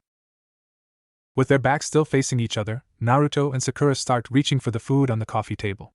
Ignoring their antics, Sakura's mother head back into the kitchen to continue her work. The two young ninjas continue picking off food from the dishes until they both go for the same piece and their hands touch. Sakura pulls her hand away so fast as though the touch burned her hand, and Naruto looks further away, if that's possible at all, and nudges the dish toward Sakura, signaling her to get the last piece. You're hungry, right, Naruto? You can have the last piece. I'm on a diet, I don't want to eat too much. It's okay. I don't want to have a full stomach for Harino-san's cooking. I haven't had an actual meal in a long time. Dinner won't be for a few hours. Besides, I thought you said you love ramen? I do, compared to everything else that I tried to buy. I see. If you don't pull all those pranks, then the villagers wouldn't be treating you this badly. Hey, I guess. Are you alright, Naruto? You're not your usual cheery self, Sakura asks, turning toward her teammate. Eh? What do you mean, Sakura? I feel just fine. Ha ha ha ha ha, see? Naruto, what's wrong? It's just that we haven't been together in a long time. You know, you, me, Ino-chan, Hinata-chan, Tenten-chan, Hanabi-chan. We've all grown up. We have our own lives to live now. I know, but it would be nice to have just one day where we can all hang out together again like we used to. You can't have everything you wish, Naruto, but I guess it would be nice. I haven't seen Tenten-san and Hanabi-chan in such a long time. Oh well, everyone will be busy as soon as we all start taking missions. The next few hours are filled with small talks and occasional apologies from Naruto. When Sakura's mother calls the two children over for dinner, Naruto is already nursing several bumps on his head. No matter how tempted he is, Naruto has to eat with some degree of manner or risk the wrath of two angry females. Having seen Naruto's eating style at Ichiraku before, Sakura and her mother smile at Naruto's attempt, even though it seems very awkward. After dinner, Sakura volunteers to clean the dish, so her mother leads Naruto to the living room to catch up. So it seems that you finally became a ninja. Yeah, it didn't even happen normally either. You always were a special child. I haven't seen Sakura as happy as all the time that she spent with you. I hope you two aren't saying bad things about me behind my back, Sakura says, walking into the living room. Of course not, dear. Are the dishes done already? Yes, Mom. So, what were you two talking about? Oh, I was just inviting Naruto to stay here for the night. What? The two new genin scream at the same time. It's pretty late. I don't want him to risk going home at this hour. He's a ninja, Mom. I'm sure he can handle himself. You know that the neighborhood Naruto lives in is very dangerous. I'm serious, Naruto, you're going to stay here tonight. I'll set up the guest room for you. No, really, it's alright. I'm sure I'll be fine. No, Naruto. You're going to stay here tonight. But... Come on, Naruto. You know you're not winning this argument against my mom, Sakura says. But Sakura-chan, you... I don't mind you staying either, Naruto. So don't worry. Well, okay if you say so. Later that night, Sakura stays up just staring at the ceiling. She heard what her mother said to Naruto after dinner, and thinking back, she knows that her mother was right. Thinking back to what Ino said the day before, Sakura decides to do something for Naruto to repay his kindness toward her. The next morning, Naruto wakes up from the gentle coaxing of Sakura's mother. After getting ready for the day, he heads downstairs to the dining room for breakfast. He thought that he could try his luck and see if Sakura wants to do anything with him today, since it's most likely going to be the last day of rest for a long time, only to be told that she had already left about 2 hours before he woke up. Knowing that there is little chance that they can hang out together today, Naruto goes back to doing what he usually do in his free time ever since last year, go and find Lee's team and train with him for the day. After saying goodbye to Sakura's mother, he rushes out to the training grounds knowing that Lee's team probably started training already. But to his surprise, he finds Lee, Niji, and Guy sitting in the training ground waiting for the last member of their squad to show up. Hi guys. Naruto-kun. Are you here to train today? Yeah. I just got assigned to a genin squad yesterday, and I think I'll be pretty busy from now on, so I figured that I'll train with you guys today for old time's sake. That is a truly youthful attitude, Naruto-kun. Tell me, which jounin is lucky enough to have such a youthful genin like you on the squad? My team's jounin instructor is Kakashi-sensei. Kakashi. It seems that my eternal rival has also gained a youthful spirit on his team. Lee. We must train hard so that we can prove our youthful spirit is greater than that of Kakashi's squad.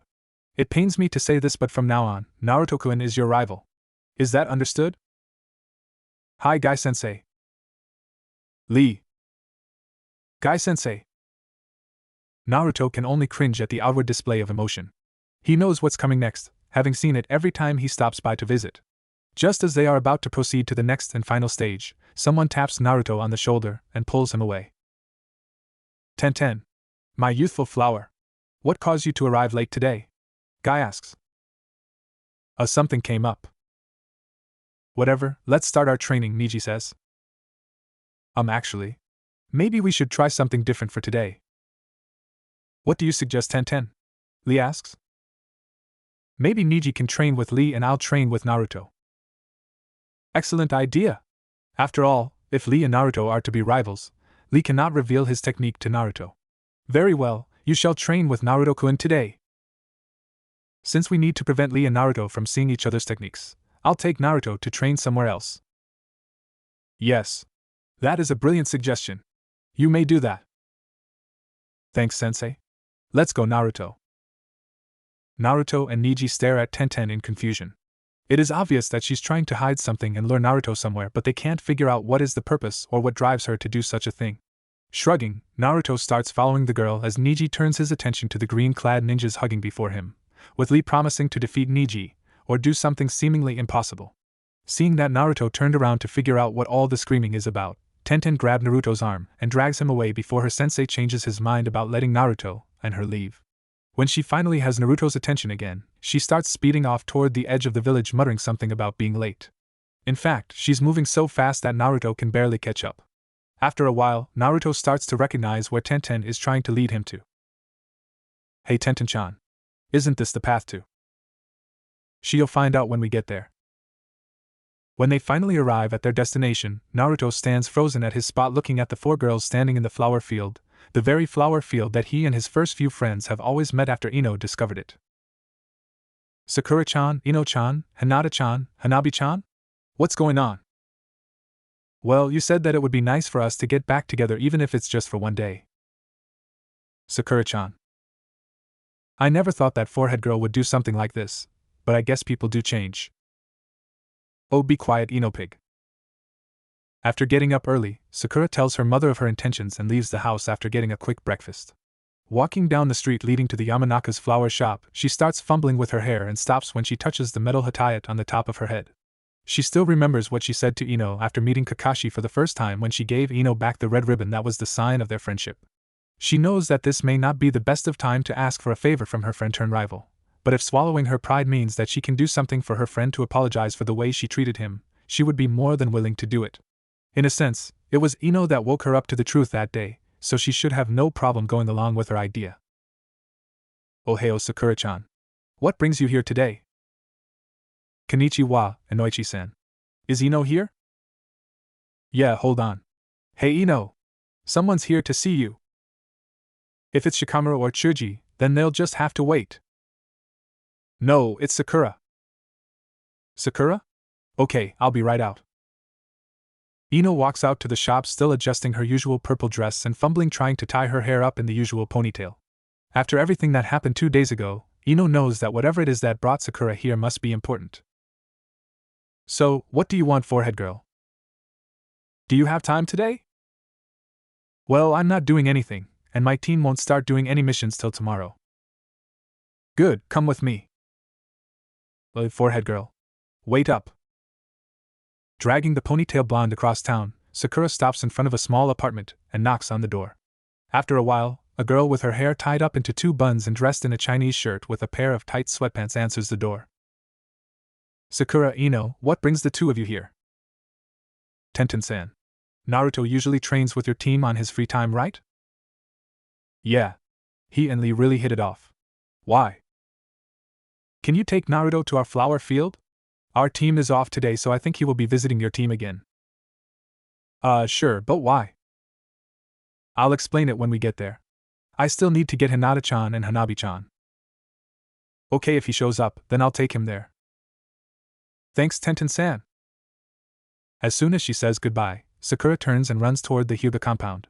Ino is struggling to catch up to the Eater girl, but she manages to stay close enough that when Sakura stops, she only needs a few extra seconds to arrive.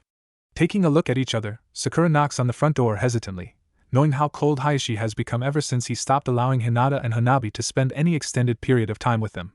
After about 30 seconds, the door opens, revealing a slightly agitated Niji. What is it that brought the two of you here today? Is Hinata-chan and Hanabi-chan in? Yes. Good. Before Niji can even finish his sentence, Sakura pushes Niji away with one hand while dragging a shocked Ino inside. Before they find their targets, they happen to stumble upon Hayashi, who is too shocked to see them to do anything as they walk right past him. The only sign of acknowledgement is a short greeting.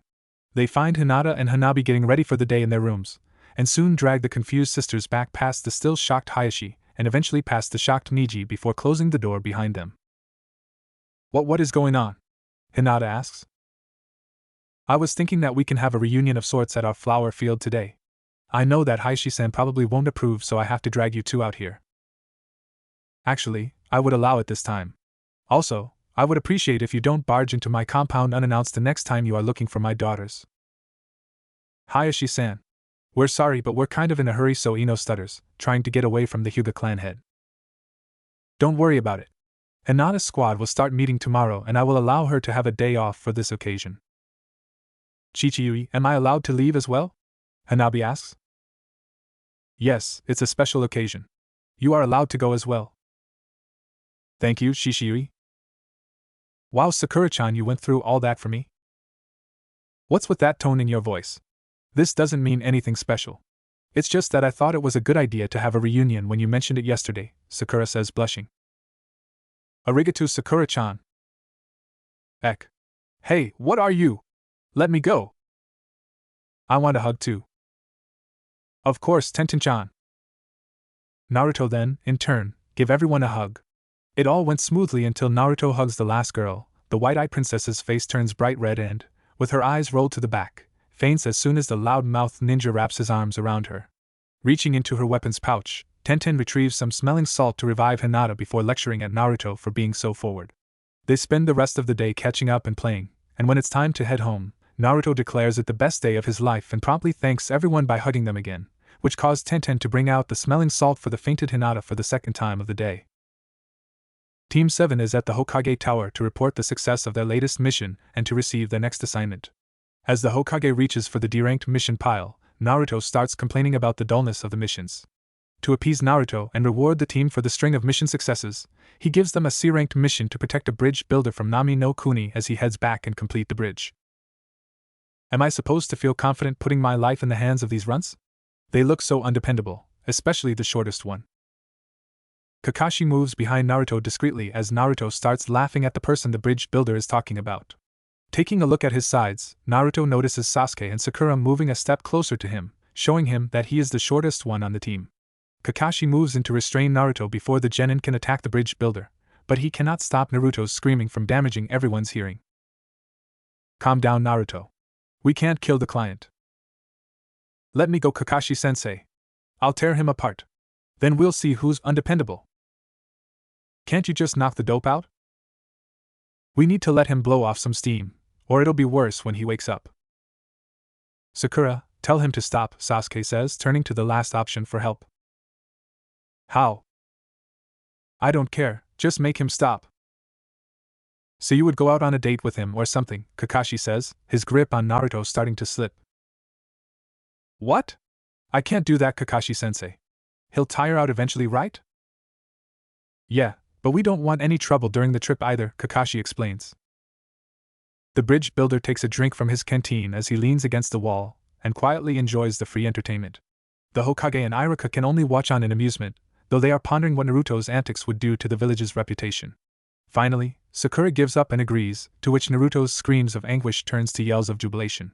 Sasuke and Sakura glare at Kakashi for his failed tactic, and even though Sasuke's reaction is only due to the fact that the screaming got worse, Sakura takes that as a sign of affection.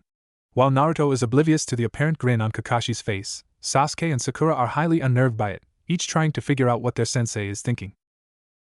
I know what you're thinking, Sakura, but you have to look underneath the underneath. You have leverage over him now. You can get him to do whatever you want. Hey, that's right. You're brilliant, Kakashi-sensei. Great. Now that that's taken care of, can you get Naruto to stop? Oh right. Sorry, Sasuke-kun. Naruto, if you don't start behaving, I won't go on that date with you. Eh? Sorry, Sakura-chan. Good, now that I have your attention, go home and pack for the mission. We meet at the gate in 2 hours. Hi, Sensei. 3 hours later, Sasuke, Kakashi, and Tazuna are all waiting at the gate. While Kakashi and Tazuna arrived at the assigned time, Sasuke just arrived only a few minutes ago. Kakashi can only sigh as Sasuke ignores Tazuna's complaints, knowing that they are embarrassing him in front of a foreign client as their form of silent protest of his perpetual lateness. Sakura shows up a few minutes later, waving towards Sasuke and putting up the fakest smile for Kakashi as she too ignores Tazuna's complaints. Not long afterward, Naruto arrives at the gate smiling and approaches Sakura, completely ignoring Kakashi and Tazuna's existence. Good, now that all of you are here, we can be on our way. Yeah. Let's go. What are you so excited about, Naruto? Sakura asks. Of course I'm excited. This is the first time I get to go outside the village. Besides, the faster we get there, the faster we can be done and come home, and the faster we can go on the date. Don't remind me. Remember, Sakura, once you do this, you would have complete control over him, Kakashi says. If you are so excited about it, then why are you late for a whole hour? How can I feel confident about putting my life in the hands of someone who can't even show up on time? Don't worry, Tazuna-san. I'm part of the mission as well. You're even worse. Your subordinates are late, and you did nothing about it. How do you expect to make them respect you and listen to you? Well, about that. Taking out his book, Kakashi gestures for his team to fall into formation to protect the client and be on their way, completely avoiding the barrage of questions and criticisms from Tazuna. About an hour into their traveling, Kakashi glances at a puddle in the middle of the path but says nothing about it and goes back to reading. As soon as the group walks past the puddle, two ninjas leap out, a spiked chain linking the two of them. Wrapping the chain around Kakashi, they rip apart the jounin in front of his shocked students. Next they decide to go after the person closest to them. Naruto is so stunned that he barely has enough time to get out of the way, but not before getting a cut on his hand from one of the ninjas' claw. Seeing that the two ninjas are charging toward the client, Sakura shakes out of her stupor and moves in front of Tazuna even though she probably has little chance of surviving. Seeing her reaction, Naruto tries to get up and help her, but Sasuke jumps in and knocks them away before pinning them to a tree with a kunai through the chain. As soon as the two ninjas break free, Kakashi appears and knocks them unconscious. Looking back toward where their sensei used to be, all they see is a bunch of wooden blocks. Good job, team. Kakashi-sensei? Sakura says. Sorry I didn't come out sooner, but I want to see who their target is and I think you have to answer a few questions to Tazuna-san. Naruto, is your hand alright? Sakura asks. I think so. It's not a really big wound. Naruto, you should be careful. That claw was poisoned, Kakashi says. What? We need to get Naruto back to the village for treatment. Besides, we are just genins, we can't fight in this kind of ninja battles. We won, didn't we? You two weaklings can go back. Kakashi and I can handle pawns like them. Team, don't talk to Sakura-chan that way. You're one to talk. You're the only who got hurt. Even Sakura did more than you. Maybe you should just run back to Konoha crying about your hand, Yuzuru-tanki. You two are just in the way. That's enough, Sasuke. We are supposed to work as a team. Though we do need to treat that wound. Shut up. Taking out a kunai, Naruto stabs at the wound and the others all watch in shock as the blackened blood splatters onto the ground. When Sakura finally gets over the shock and looks up from the pool of dark reed liquid on the ground, she barely catches the end of Naruto's pledge. Rushing over, she checks on Naruto's hand, not at all surprised to find the wound slowly closing, having seen it along with the other girls as children. Sighing, she takes out some bandage and wraps it around the wound, lecturing him in the process. After everything is taken care of, the team decides amongst themselves to continue with the mission. Tazuna points out the direction to the dock where one of his friends is waiting to take them to Nami no Kuni. During their travel and through the boat trip, Tazuna explains everything relating to the situation at Nami no Kuni. By the time Tazuna ends his story as they arrive, each member of the team has a different reaction. Naruto is seething in anger from Gata's treatment of the people. Sakura is concerned about how many more strong ninjas someone as powerful as Gata can send their way. Sasuke is excited about the very prospect that Sakura is concerned with. Kakashi, with what little can see of his face, shows signs of indifference to the situation. With the group trying to avoid Gata's men, they land a small distance away, then travel by land back to Tezuka's village. Suddenly, Kakashi yells for everyone to get down as he pushes Naruto to the ground. Behind him, Sasuke and Sakura push Tazuna down before hitting the deck themselves. A giant sword spins over them and embeds itself in a tree. In a swirl of water, a ninja appears standing on the blade. Hand over the old man and nobody gets hurt. Who do you think you are? Naruto, calm down. I'll take him on. He's out of you guys' league, just focus on protecting Tazuna. The famous copy ninja Sharingan Kakashi. No wonder the Onikyudai were defeated so easily. Kirigakyu no Kijin, Momochi Zabuza. I would never have guessed that someone like you would be working for someone like Gatu. It's a way to make a living. Plus he can help me avoid the oinen. Regardless, if you are not going to hand the old man over, I guess I'll have to take him by force. If you are going to be my opponent, looks like I'm going to need this. Reaching up, Kakashi lifts the hatayat from his left eye. Naruto can only stare at the blood-red eye in shock, but if anyone is paying attention, they would see that Sasuke is the most shocked out of everyone. Chuckling, Zabuza jumps to the ground and pulls the large blade out from the tree. Take defensive positions and protect Tazuna. I'll take care of Zabuza. Are you sure, Hataki? Kirigakyu no Jutsu. The fog is thickening again. 8 spots: liver, lungs, spine, clavicle veins, jugular veins, brain, kidneys, heart. Where should I strike? Where is he? Don't worry, I won't let my team die. Are you sure, Kakashi? Zabuza appears from the thick mist right between the 3 genins.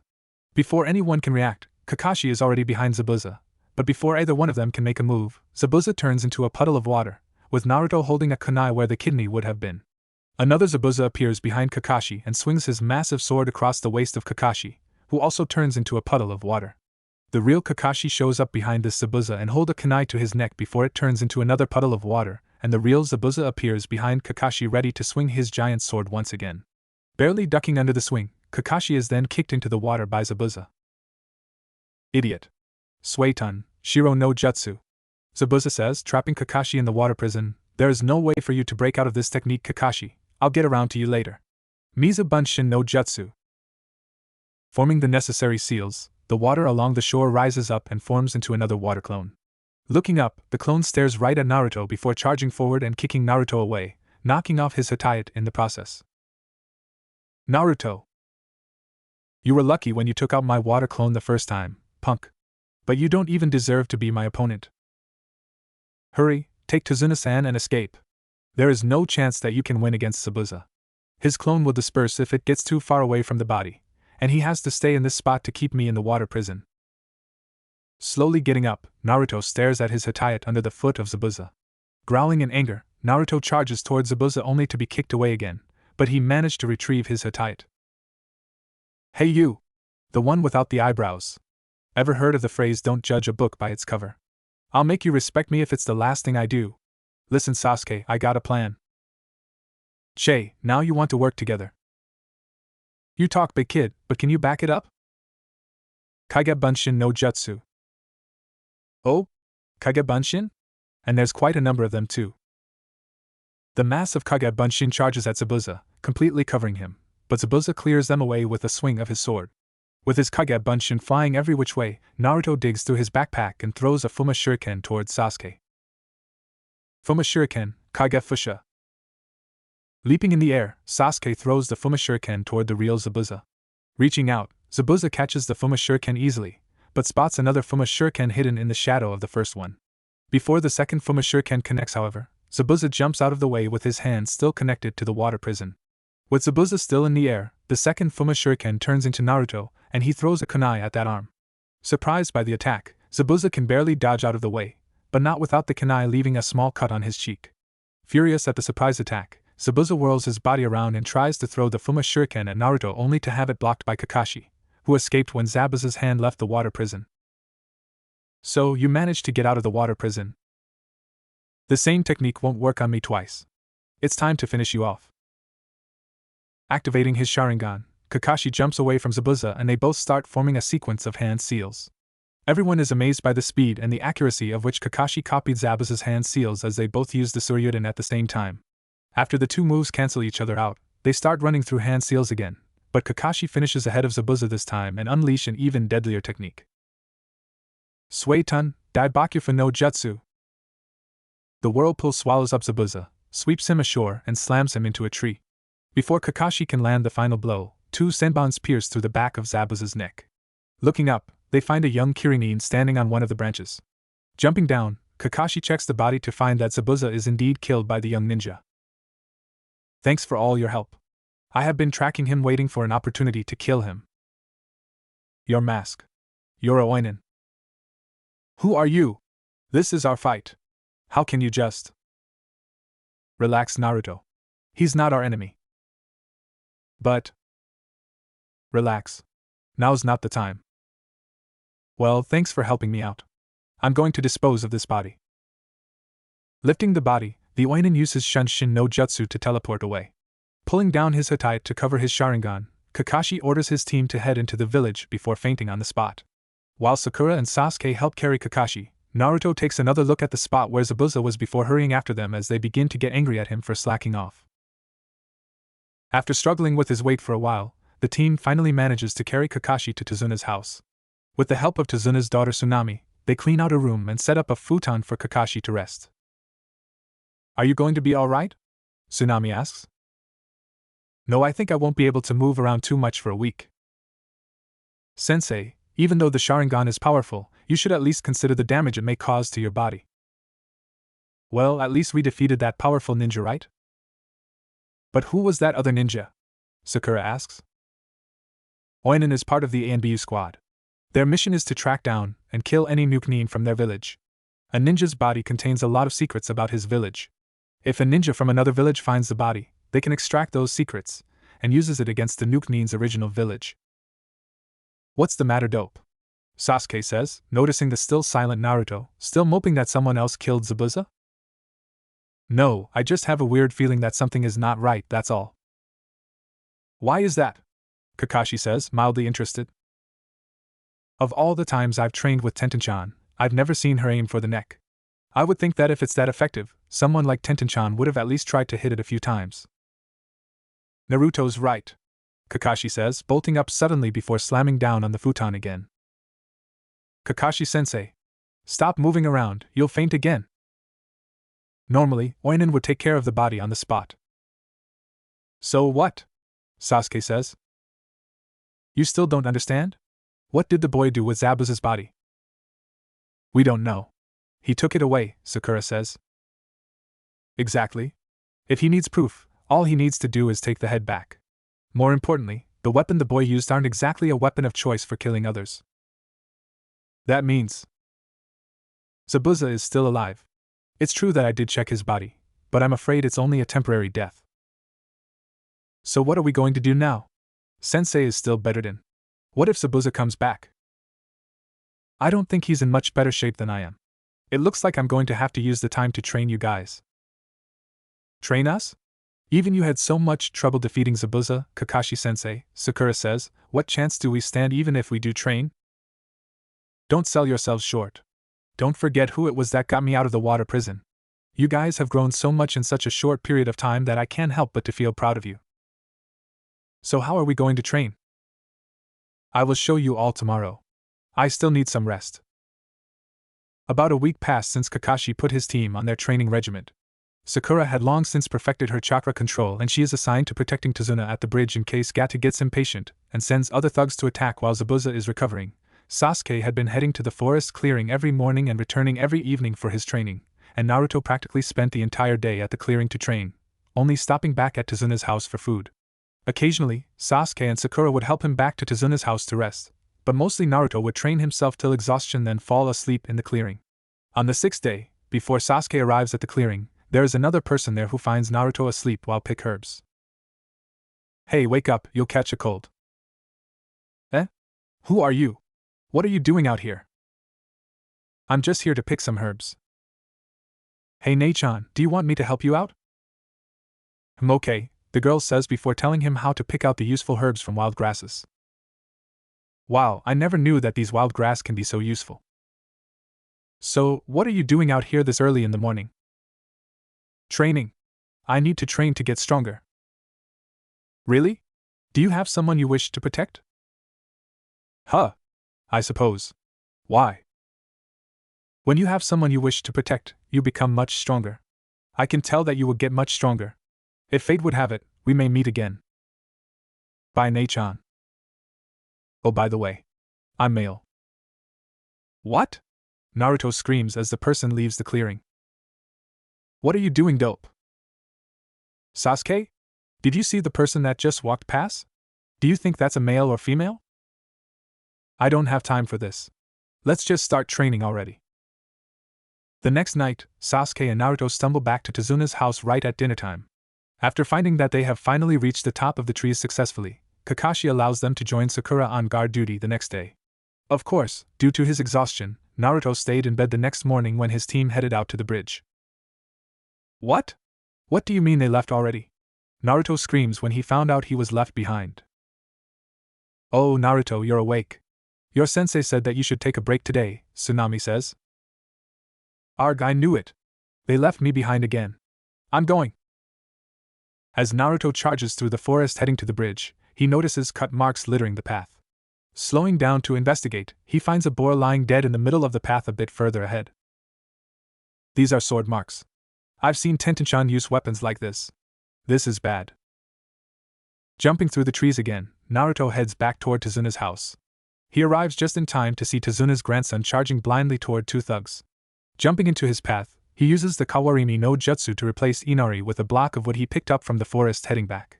Reaching into his weapons pouch, Naruto throws two shuriken at the thugs, who dodges them easily, but Naruto is using the same trick he used against Zabuza. The two shurikens turn into Kage Bunshins and knock the two thugs out from the back. After tying the two thugs up, Naruto asks Inari to gather the villagers to let them know what is going on before hurrying back toward the bridge. By the time Naruto gets to the bridge, Zabuza and his assistant already attacked the bridge. While Kakashi and Zabuza are facing off against each other, Sasuke is trapped by Zabuza's follower while Sakura is protecting Tazuna. Taking advantage of the young ninja being distracted by Sakura's kunai, he transforms himself into a shuriken and uses a clone to launch himself at the young ninja, knocking him out of the ice formation.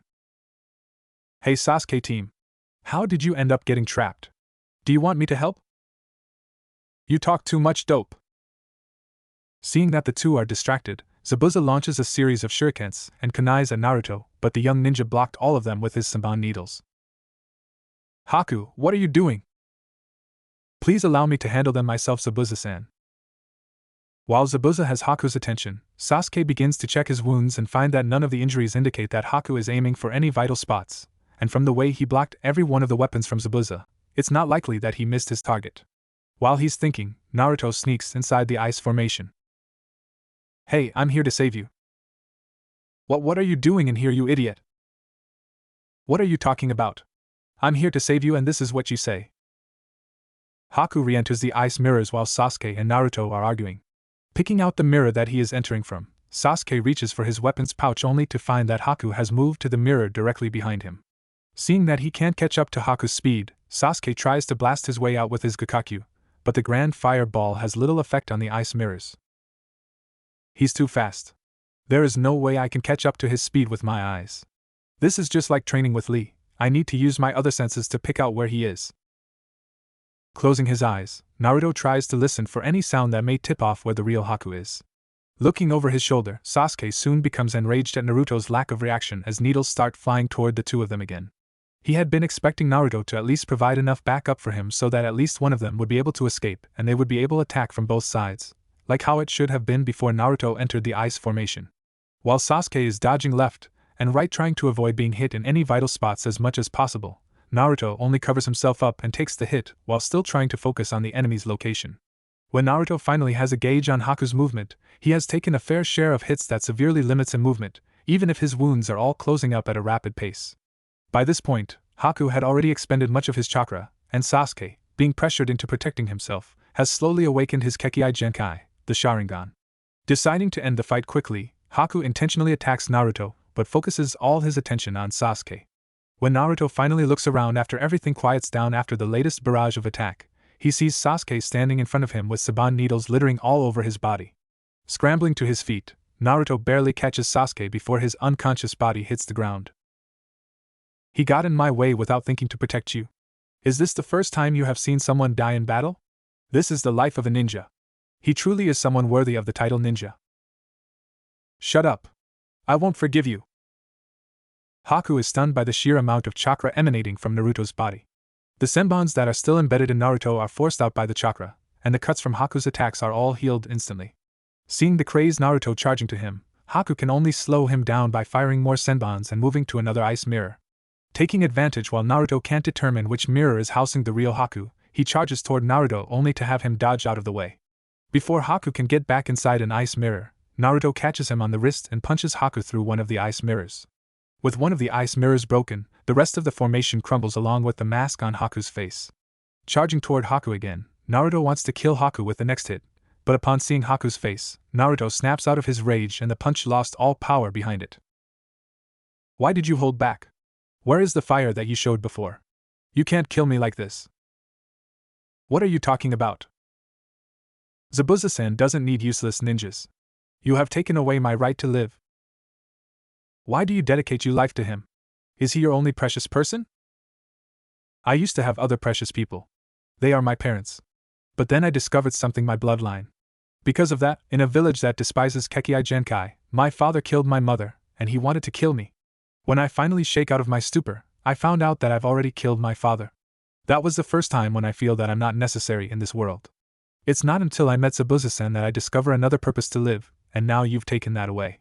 Please, just finish me of Naruto. Is there really no other way? I'm sorry to have to dirty your hands. Lowering his head, Haku waits for the final blow. Before Naruto can bring his hand down, Haku notices how the fog is thinning out and catches Naruto's arm before teleporting away with another ice mirror. It takes a moment for Naruto to recognize what is happening, especially the strong source of chakra from where Kakashi and Zabuza would be. Putting everything together, Naruto realizes what Haku is trying to do and tries to stop it. Wait! Kakashi-sensei! Don't do it! Kakashi is so surprised by Naruto's screaming that he lost his concentration and the Raikiri in his hand fizzled away before his bare hand touches the chest of Haku, who has taken the spot in front of Zabuza, ready to take the blow for his master. After a short period of silence, Naruto and Sakura hear a resounding slap coming from where Kakashi and Zabuza would be. When the mist clears out, they see Kakashi frozen in shock, with his head still turned to the side and his hands still stretched out. Haku has his arms around himself and backing away from Kakashi with a blush on his face. What is going on here? Naruto! You're all right.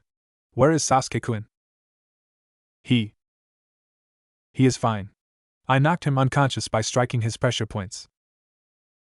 Naruto and Sakura turn their attention to the recovered Haku, who still has a blush on his face but at least he can still respond, unlike Kakashi, who is still frozen in his spot in shock.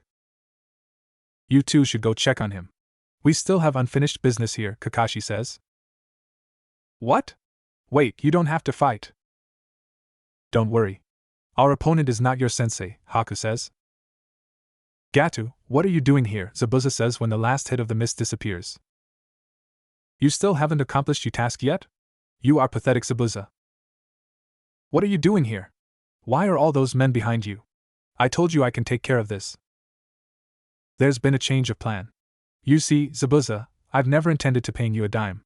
In fact, you and the other ninjas as well as that bridge builder will die here today. Sorry, Kakashi, it seems that our fight will have to end. Since there is no reason for me to go after the bridge builder, there is no reason for us to fight each other. Yeah, you're right. Hey boss. After we deal with them, what do you say we go raid the village? One of the thugs asks. That is a good idea. I'm sure there are still things there to amuse us. Yeah, like the women. Or maybe we should start with that pink-hair girl there.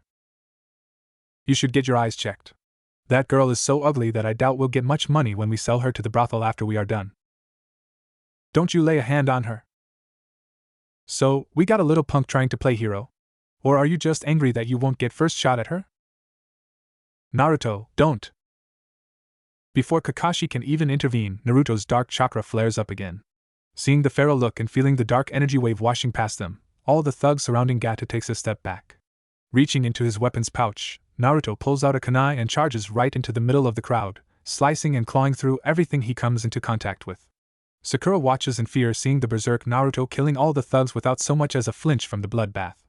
Even Haku, who has already seen Naruto's feral form, is amazed at how such a mild-mannered boy can become such a bloodthirsty killer. Of everyone at the scene, only Kakashi knows what exactly is happening, but he also knows that there is nothing he can do to stop Naruto, or the bloodthirsty demon inside him. It's not until Gato is dead and the rest of the thugs have either escaped back to the boats, or died alongside their boss that Naruto finally seems to slow down. Once he finally regains control of himself, Naruto stares at his hands and the carnage around him in shock. Running up, Haku and Sakura wrap their arms around Naruto whispering calming words into his ears. Walking up, Kakashi strikes a pressure point and knocks Naruto out cold, so that he can have some time to recover from the shock of the actions of his possessed form. As Kakashi is carrying Naruto back toward the village, Sasuke has finally woken up and the villagers have gathered at the bridge with weapons in hand, anticipating a fight to defend their village, but they are all shocked at seeing the blood and corpse littering the unfinished bridge. Sakura and Haku stay at Naruto's bedside as soon as they get him back to Tezuna's house. Kakashi, Sasuke, and Zabuza occasionally stop by to visit before going back out on patrol duty. Tsunami and Inari set up a couple of futons in Naruto's room for Sakura and Haku as per their request, and they too would visit the young boy once in a while after hearing from Tezuna how he single-handedly protected the village from Gata's men, even if it was through such a bloody mean. Ugh. Naruto, you're awake. Sakura-chan? I'll tell the others. Thank you, Haku-chan, Sakura says. How long was I out? Almost 2 days. I was out that long. How did the fight go? You don't remember? As soon as the words left her mouth, Sakura wishes she could take them back. Naruto appears to slowly remember everything that took place at the bridge and goes into shock again. Like she did at the bridge, Sakura tries to comfort Naruto again as she waits for Kakashi to get here so he can help Naruto. What's going on? Haku. Naruto has gone into shock again. Let me try. Haku presses a few pressure points on Naruto's back and his breathing starts to slow down again as he slowly calms his nerve again. When Naruto is finally aware of his surrounding, the first thing he notices is Sakura sitting in front of him on the bed with a concerned look on her face. The next thing is that someone has wrapped her arms around him. And guessing the gender from the feeling of soft objects pressed against his back, that person is most likely a woman. Tsunami-san. I'm feeling much better now. Thank you. Did you call me Naruto? Tsunami asked from the door, having just brought up some food for Naruto. Tsunami-san? Then who's that behind me? Naruto-san. Are you feeling better? Haku? What, why, when? I'm guessing you want to know why Haku-chan is dressed like this, right? Sakura-chan, why is? Well, it kinda surprised me too when I found out, but Haku-chan is actually a girl. What? But Haku, you told me that. That was because of me. Zabuza-san, Haku says, spinning around toward the Nuke-nin. Looks like you're doing better, dope. Sasuke, you have no right to talk down on Naruto. You were in even worse shape, Kakashi says. Che. So, what's this about you being the reason Haku tells me she's a male? Naruto says. I needed a merciless assistant, and Haku was too soft to be a killer. So I have to change her personality, beginning with her own identity. How can you do that to her? She'll never survive in the ninja world the way she was when I found her. If she ever managed to kill anyone, she would have ended up just like you. Hi. Zabuza-san. Haku reprimands. I'm only teaching him about the real ninja world. If he takes his genin attitude out to the real world, he'll be dead before he even realizes what is happening. While I appreciate you helping me teach my students, Zabuza, I think I should give Naruto the emotional training myself, and I think now is as good a time as any. Fine. Haku, let's go. We should leave now. Wait. Where are you two going to go? Well, Gato is dead, and from all the ruckus he caused, I'm sure the Kiryoinen would be onto us soon.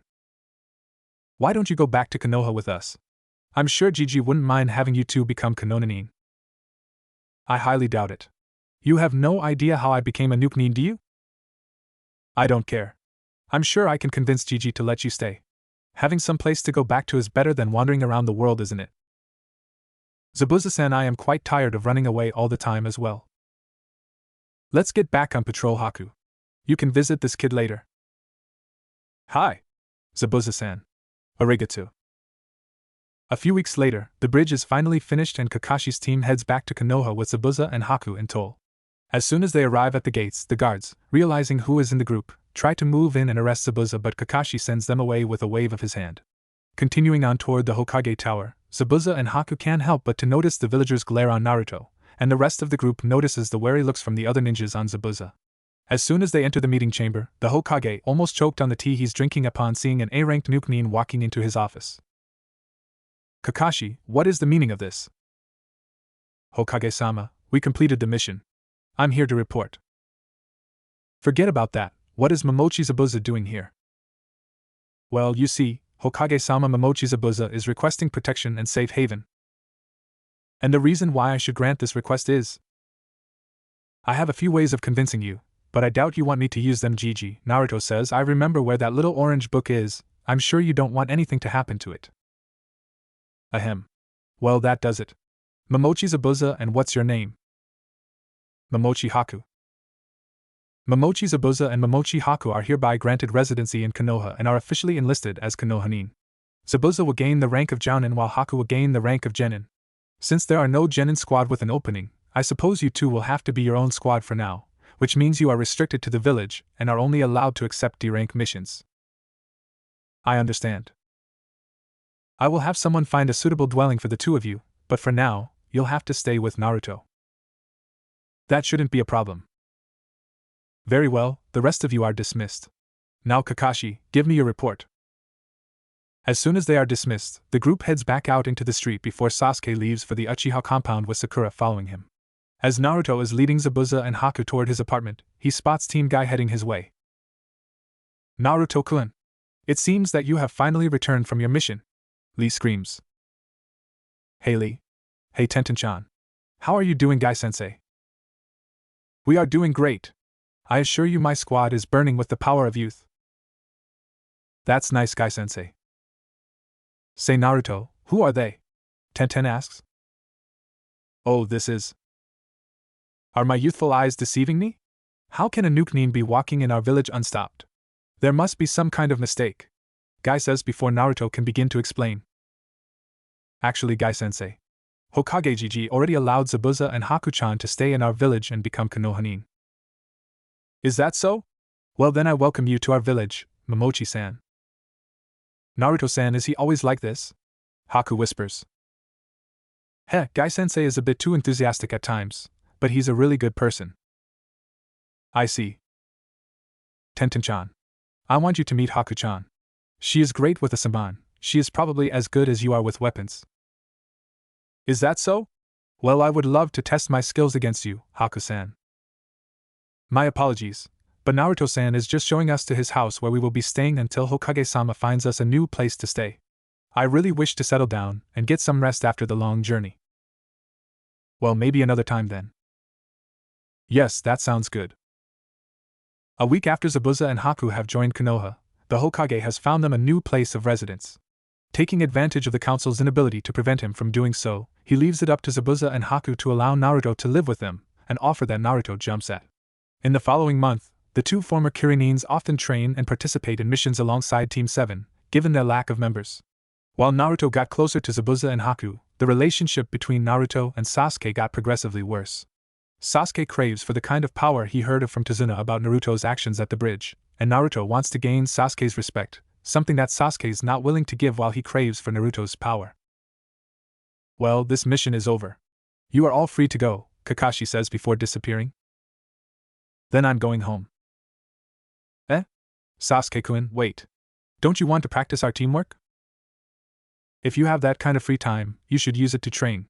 Your ninja skills are even worse than Naruto's. Hey Sakura-chan, forget about Sasuke. I'll go training with you, Naruto says, trying to cheer up his teammate. Why would I do that? Naruto-san, is that box supposed to be following you like this? Eh? What do you mean, Haku-chan? Oh, Konohamaru, what do you want? The box, painted into a square rock, explodes and smoke envelopes the area. In all the confusion, Haku distinctly hears three other people coughing beside Naruto and Sakura. Once the smoke clears, Haku sees three young children where the box used to be, one of whom she had seen numerous times in the Hokage's office. Boss, you don't have anything else to do for today, right? Sorry, Moegi-chan, I need to do some training. But you promised us yesterday that you would play ninja with us, Moegi whines. What's the point of ninjas playing ninja? Although relaxing every once in a while is also good for you, Sakura-san. Don't you think so, Naruto-san? Eh? I suppose, Haku-chan. Hey Naruto and Ai-chan.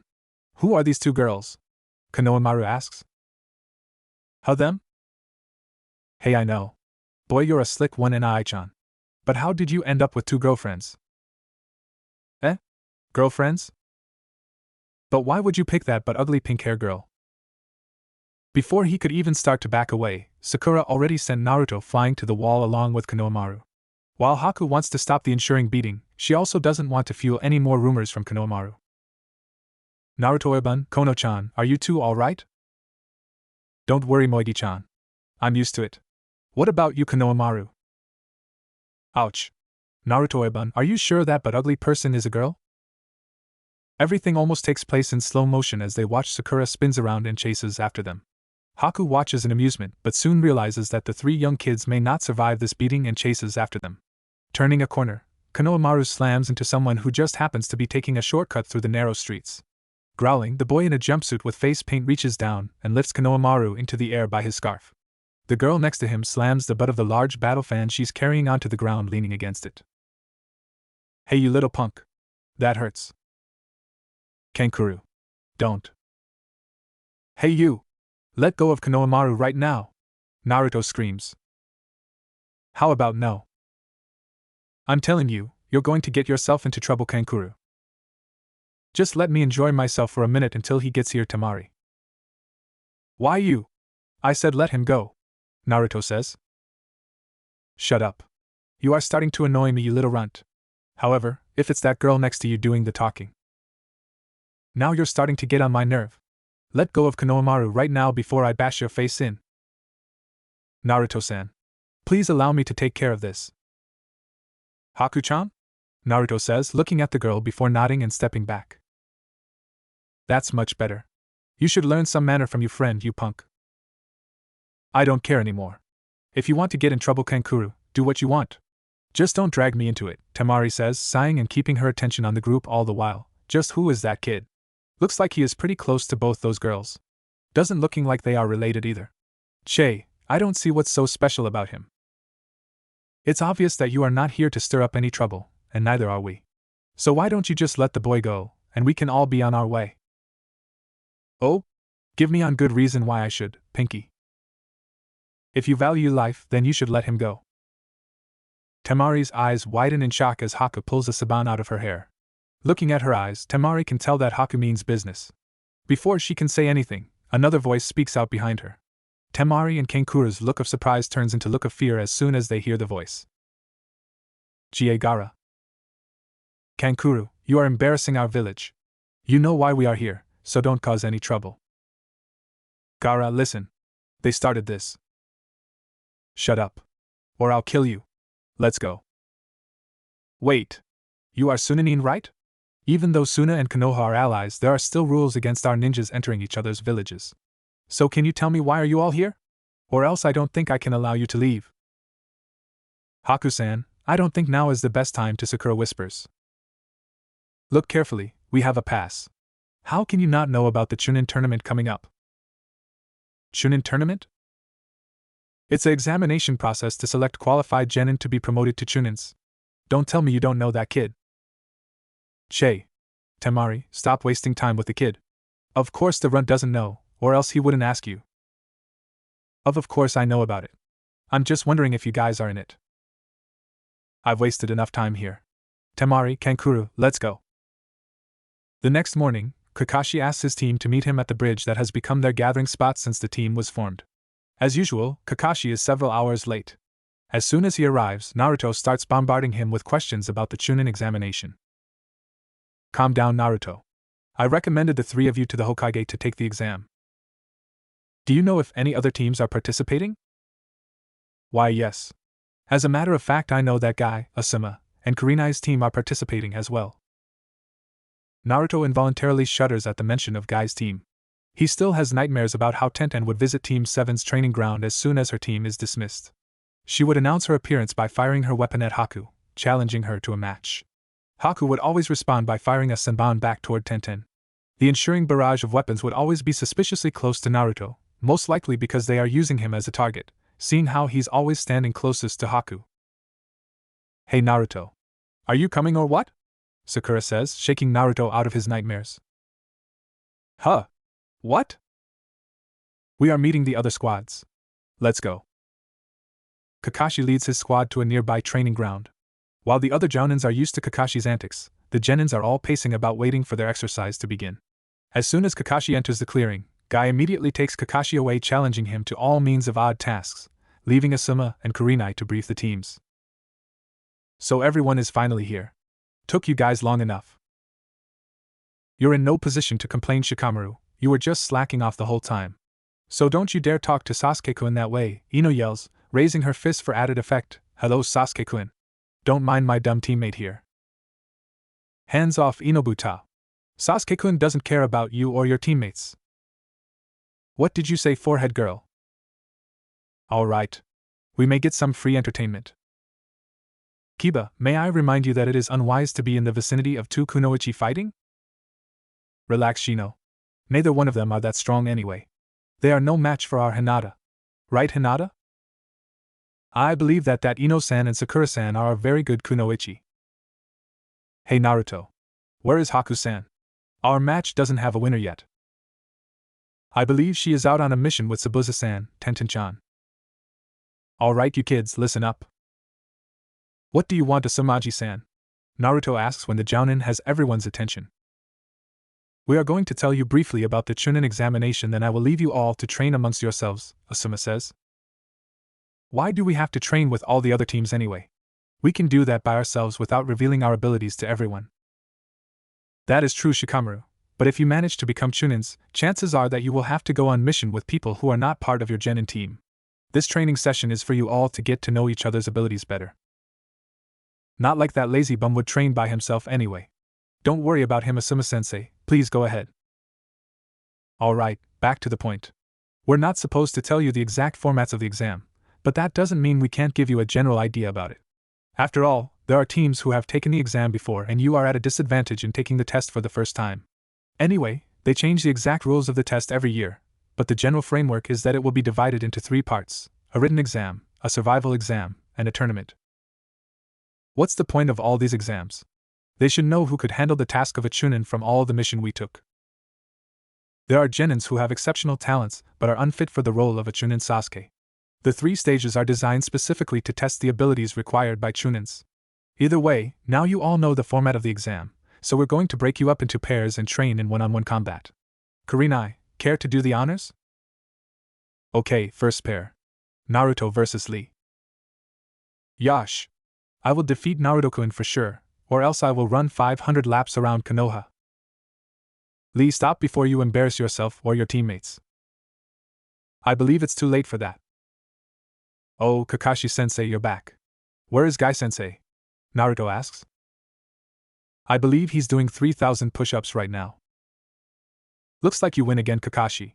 So what's the score now? Let's worry about that later, Asuma. We should get the matches over with before the sun sets. You're right. Alright. Let's get the match started.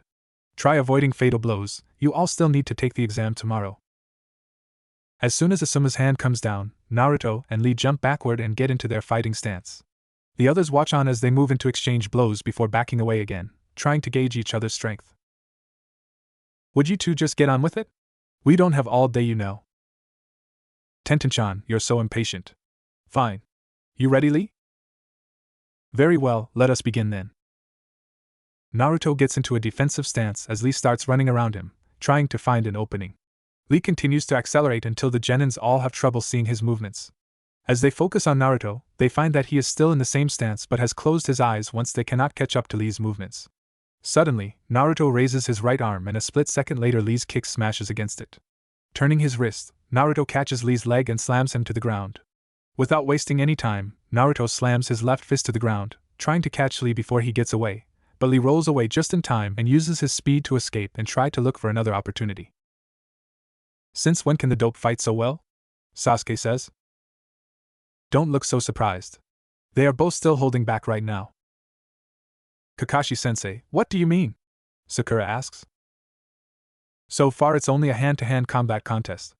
Naruto still hasn't used his favorite technique yet, and being trained by Guy, I'm sure that this isn't the best Lee can do. It's a little self-imposed rule when they fight. Naruto would only use taijutsu against Lee and Lee would not use his maximum speed against Naruto, Tenten explains. Tenten-san, you mean they are still holding back? I can barely keep up with their movements, Sakura says. I don't think it's wise to show off everything anyway. After all, there is a tournament in the exam, we may end up facing each other, Shikamaru says. As they turn their attention back to the fight, they are just in time to catch Lee throwing his second barrage of strikes. Naruto blocks a punch with his right arm and a kick with his left, but it leaves him open when Lee swings around and punches him in the stomach. Before the hit connects, Naruto manages to throw a kick toward Lee's midsection. The two hits land simultaneously and send both fighters stumbling back, but they easily regain their balance and get into a defensive stance again. The hits seem to get the two fired up as they both charge toward each other seconds later, trying to catch the other off guard. They continue to exchange blows, and the observers can't help but notice that as their strikes land on target, the bruise would disappear as quickly as they form. The fight continues for almost 20 minutes before the three jounins step in to stop the match. Even then, neither fighter seems the least bit winded. Everyone can only watch on in amazement as they secretly hope that they can avoid the two as they enter the fighting stage of the exam. The rest of the matches are over much quicker than the one between Naruto and Lee. Try as she might, Sakura never stood a chance against Hinata, even if Hinata was too kind-hearted and squandered numerous chances. Ino also lost her match against Tenten as the blonde could not withstand the barrage of weapons in Tenten's arsenal. As opposed to his cousin, Niji was a lot more ruthless and took care of Chuji with a few well-placed juken strikes. Sasuke left Kiba screaming in frustration and craze when he almost set the canine trainer on fire with his Katon Jutsu. As for Shino, he really didn't have much of a chance to fight because Shikamaru gave up before the fight even began. By the time the training is over, the sun is already setting, so the jounins decide to send them home to rest up for their big day tomorrow. When Naruto's team arrives at the test center the next morning, they find a large group of people standing in the hallway. There are two people standing in front of the room marked 301 and are keeping the people from entering. In fact, the two of them happens to be in the process of fighting Lee and Tenten as they try to get through. As one of them knocks Tenten away, Naruto steps in and catches her before she falls to the ground. "Hey Tenten-chan, are you alright?" Ignoring everyone standing in the hallway, Sasuke moves toward the two ninjas guarding the door. "Move out of the way, we're trying to get to the third floor." "So here is the Rookie of the Year, you managed to see through it?" "Sakura, you should be the first one to notice it, right? Your analytical ability and your genjutsu knowledge are the best on our team." "Of course, I realized. This is just the second floor. But just discovering it still isn't good enough." One of the two standing guard at the door suddenly jumps in and launches a kick at Sasuke. Surprised by the attack, Sasuke doesn't have enough time to dodge, so he can only try to launch a kick himself, trying to block it. Before either kick connects, Lee moves in and stops them. "Hey Lee, didn't we talk about this before? You are the one that said we should hold back so we don't attract any unwanted attention." "Tenten, that's because..." "There he goes again, Niji. Do something before he really makes a fool of himself." "It is too late," Niji mutters. "My name is Rock Lee, you are Naruto-kun's teammate Sakura-san, am I correct?" "Yes, so?" "I have been watching you yesterday, but I never got a chance to introduce myself. Please go out with me. I promise you that I will protect you with my life." "I absolutely refuse." "Don't feel bad, Lee, I get that respond all the time," Naruto says, patting Lee on the back. "Sasuke-kun, Naruto, let's go. We still have a Chunin exam to take," Sakura says, trying to get away. As the group heads toward the staircase and the rest of the crowd disperses from the second floor, Lee follows Naruto's team and challenges Sasuke to a fight. Naruto and Sakura tries to prevent Sasuke from fighting, but Sasuke charges in, determined to test Lee's strength after seeing Naruto and Lee's fight the day before. Throwing a series of kicks, Lee finally sends Sasuke flying with his Konoha Senpu. Determined to defeat Lee, Sasuke activates his Sharingan and charges in again, but Lee ducks under and sends Sasuke flying up with a kick to the chin. Kagebuyo! Jumping up behind Sasuke, Lee shakes loose the bandages around his arms. Before being able to utilize the bandages, someone throws a dart to pin it to the wall. A turtle suddenly appears and yells at Lee for using his forbidden technique. That's a turtle, right? Are you blind? Of course that's a turtle!" Sakura screams. "I thought Lee-sensei is Guy-sensei." Just as Naruto finishes his sentence, Guy appears on top of the turtle in his signature pose. While Naruto has long since becoming immune to Guy's entrances, Sakura and Sasuke are both shocked by Guy's uniqueness. Gesturing for Lee to get closer, Guy punches his student, then hugs him with tears running down their eyes. Naruto steps in just in time to shield Sakura's eyes, but Sasuke is almost at the point of fainting from the scenes in front of him. "Well, the four of you should get to the exam room. You don't want to be late," Guy says. "That's right. The exam!" Sakura screams. "Well then, I must rejoin my team. I will see you all in the exam room." As soon as Naruto's team enters the exam hall, Ino immediately latches onto Sasuke's arm. As Ino and Sakura argues, the rest of the Rookie 9 all come up to greet them. Suddenly, another ninja approaches them, asking them to be quiet. Just who are you? Naruto asks. My name is Yakushi Kabuto. Take a look around you. You are drawing unwanted attention to yourselves. I assure you, you don't want to be the target of everyone's rage in here. Before they can talk more, a large cloud of smoke appears in the front of the room and a large group of ninjas are standing there when the smoke clears. After assigning everyone to their seats, the proctor, Marino Ibiki, begins explaining the rules to the exam. As soon as the test starts, everyone starts wrecking their brains for answers to the question, which are much more advanced than any knowledge that genins are supposed to understand. Eventually, most of the people in the room start to cheat to gain the answers and the chunins in the room begin to knock out team after team. Back in her seat, Ino sees Sakura finishing the test and uses her family's technique, the Shintenshin no Jutsu, to take control of Sakura's body and memorizes the answers before returning and answering the test. She has enough faith in Shikamaru to answer the questions, so she decides to take over Chuji's body next and answer his test. Feeling confident about her team, Ino starts browsing around the room, entertaining herself and seeing the others struggle to gain the answer, sometimes so blatantly that even she can spot them. When she lays eyes on Naruto, she can see him struggling even more than the rest of the room. Sighing to herself, she uses her technique again and takes over Naruto's body and answers the test for him. Naruto can feel the other presence entering his body, but without knowledge of Ino's ability, he thinks that it's the Kyuubi trying to take advantage of his distress and take over his body. Closing his eyes, he tries to force the other presence out until he hears Ino's voice in his head. Naruto no baka. Relax, it's just me. Ino-chan? Relax. I got all the answers from Sakura. Just let me take over your body for a moment so I can put them on your test. Hurry, I can't hold this technique much longer. Oh, okay.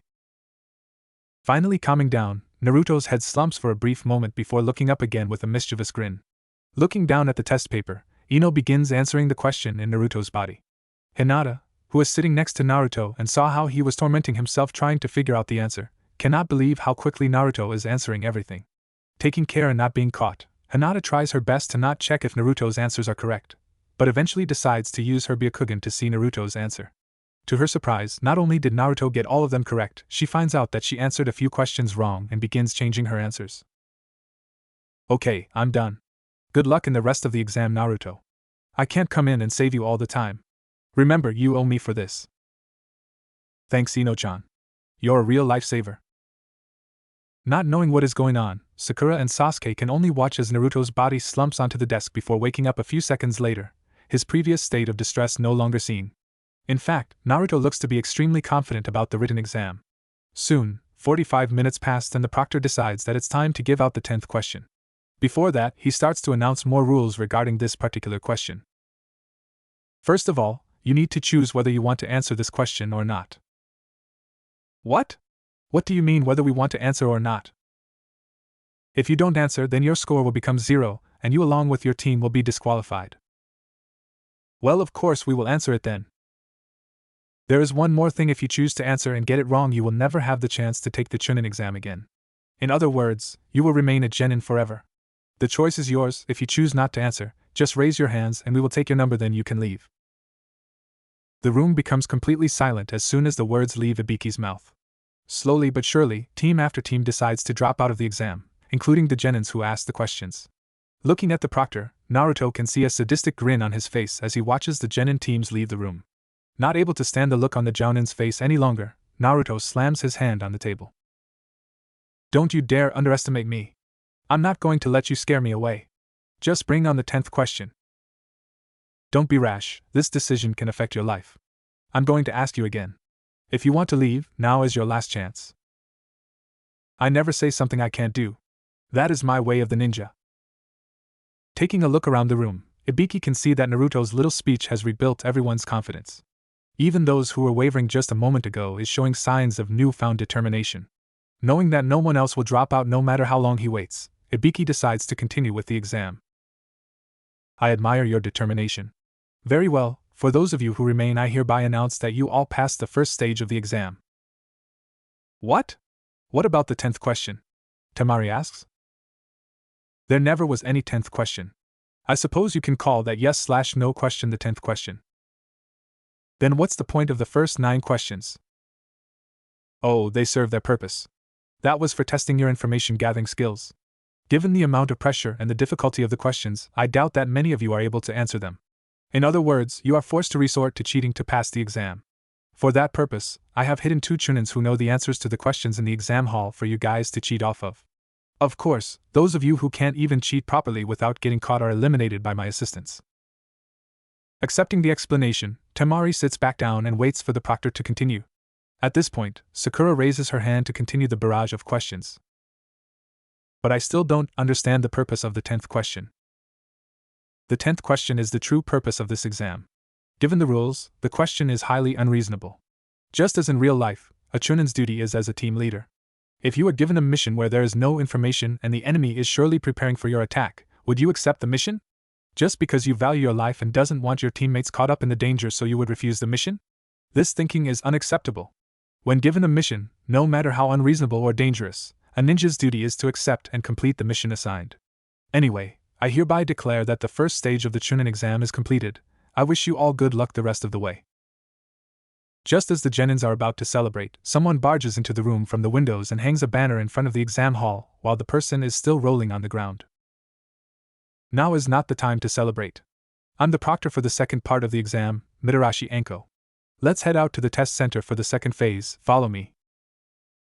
Looks like nobody is listening to you, Anko. Whatever, Ibiki, 78 people? You let 26 teams pass? You must be losing your touch. Or maybe there are just a lot of excellent candidates this year. Doesn't matter. I will make sure that less than half of them will make it to the 3rd round. If you all want to find out the details of the second phase, then follow me to training ground number 44. I will explain everything there. The remaining genins follow Anko to a closed training ground housing a large forest. Anko decides to give the young ninjas a moment to recover from the shock of the sight before explaining the second phase of the exam. Reaching into her trench coat, Anko pulls out a stack of consent forms and gives it to her assistants to hand out to the genins. All the genins look at Anko in confusion until one Takinin asks about them. What's this? Why do we have to sign it? There are often deaths in this exam. These forms are to protect the hosting villages from all liabilities. It's just a formality. Every village knows what this exam is about. The deaths?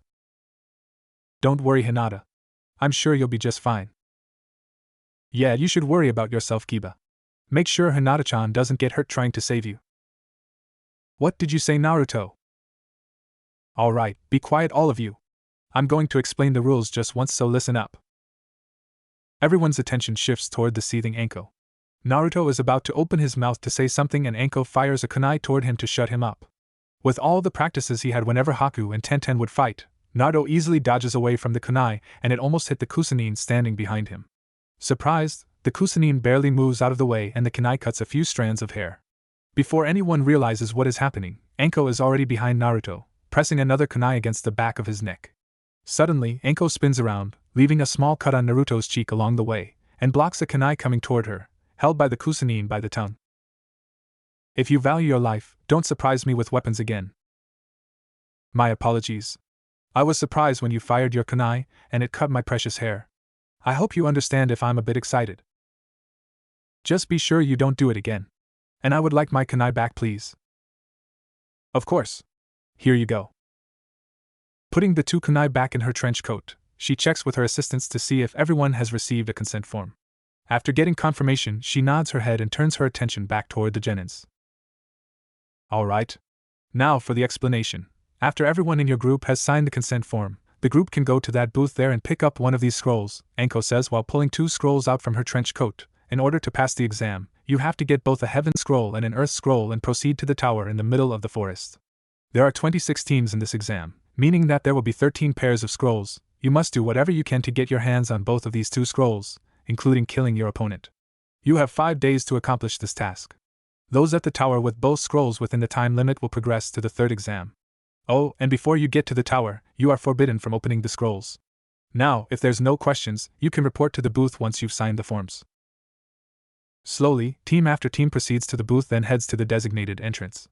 Once the designated time comes, the entrance is open and the teams charge in, eager to begin their task to seek out their targets and finish the second phase as soon as possible. Naruto was already separated from his team once, and someone had impersonated Naruto, but Sasuke, with the help of the returning Naruto, chased the imposter away. Sasuke came up with a password system just before they were separated again by a blast of wind. Oh great. Now where am I? And where the heck is Sakura-chan and Sasuke? While he is still trying to figure out what is happening, Naruto finds himself constantly distracted by loud hissing sounds. Finally having enough, Naruto starts looking around to find the source of the noise only to find a gigantic snake approaching him. That snake is huge. I know the crazy woman said that there are dangerous things in here, but she never said anything about this dangerous. While Naruto is focusing on the snake's head, he doesn't realize that while he was thinking, the snake has already circled around him. Before he can even think about escaping or fighting back, the snake wraps itself around him and swallows Naruto in one go. Trapped in the restrictive space inside the giant snake, Naruto tries in vain to fight his way out. Instead, he starts to quiet down and think of a way to get out of this predicament. So you want to eat, huh? Let's see you eat this. Tajua Kage Bunshin no Jutsu. Concentrating his chakra, Naruto forms as many clones as he can until the snake explodes from the inside. Cleaning the slime off him, Naruto sets out looking for his teammates again. A few minutes later, he feels a large source of chakra, one that feels familiar but he can't quite place his finger on it. Following the source, he finds what appears to be the Kusanin that surprised Anko just before the second phase, stretching his neck and biting Sasuke on the neck. Seeing that neither Sasuke nor Sakura are in any condition to fight, he performs his Tajua Kage Bunshin no Jutsu again to create a diversion and move his teammates to a safer place. By the time Sakura comes around from her shock, she finds herself inside a hollow tree with Sasuke lying next to her and Naruto guarding the entrance. After checking on Sasuke's condition, Sakura walks up toward Naruto to check on him and to find out what happened. I saw that weird Kusanin bite Sasuke on the neck. After using the Tajua Kage Bunshin once already, I know I'm in no shape to fight someone that seems to have defeated Sasuke without so much as a scratch on his body. So I used what chakra I have left to form more Kage Bunshin to create a diversion to get you two out of there. Thanks, Naruto. Are you okay? Chakra exhaustion isn't something to kid about. I'm fine. I had some time to rest up. Get some rest, Naruto. I'll stand watch. But Sakura-chan. No buts. You won't be able to do much when you are this tired anyway. If I get into trouble, I'll wake you up, okay? If you say so, Sakura-chan. But remember to wake me up if you need me. Don't worry, Naruto. Seeing the determined glint in Sakura's eye, Naruto knows that arguing won't change her mind. Nodding his head, Naruto takes a seat inside and tried to catch a quick nap. After making sure that both Sasuke and Naruto are recovering, Sakura set up a few traps around their temporary campsite before resuming taking care of both her teammates. Things are relatively peaceful through the night, and Sakura stays up on guard to allow Naruto to get some more time to recover his strength. Just as she's about to doze off, 3 ninjas jumps into the clearing in front of the hollow tree. Naruto, Sasuke, and Sakura are staying in. It seems that you worked quite hard through the night protecting these two. Who are you? Wait, you are Otonins. You are with Orochimaru, aren't you? What do you want? Oh? It seems that she knows about Orochimaru-sama, Dozu. Well, this makes things easier, doesn't it? Why don't you move out of the way, little girl, so we can take care of business and get out of here? Zaku. You and Dozu can take care of Sasuke. I think I'll have some fun with the girl. Fine, you can deal with her, kin. Just don't let it interfere with our work. What are we waiting for then? Let's go get them. Zaku, kin, stop. What are you two idiots doing? Dozu says, walking up to a small patch of dirt. This dirt is obviously recently dug up. The point of traps is to make people walk into it unexpectedly. Che. I guess she isn't much of a ninja after all. Let's finish her off. Zaku, she's mine, remember? You two go after Sasuke, I'll have some fun with her. The 3 Otonins jump up into the air, but instead of leaping over the trap on the ground, they jump right into the trap Sakura set above them. Instead of crushing them with the giant log like she had planned, Dozu puts his hand on the log and the log explodes, leaving nothing but splinters hitting the ground. I must say that the trap would have caught normal genins, but it seems that you've underestimated us. Zaku, kin, go now! Before Zaku and kin can get anywhere close to Sakura, someone jumps in front of those two, intercepting them.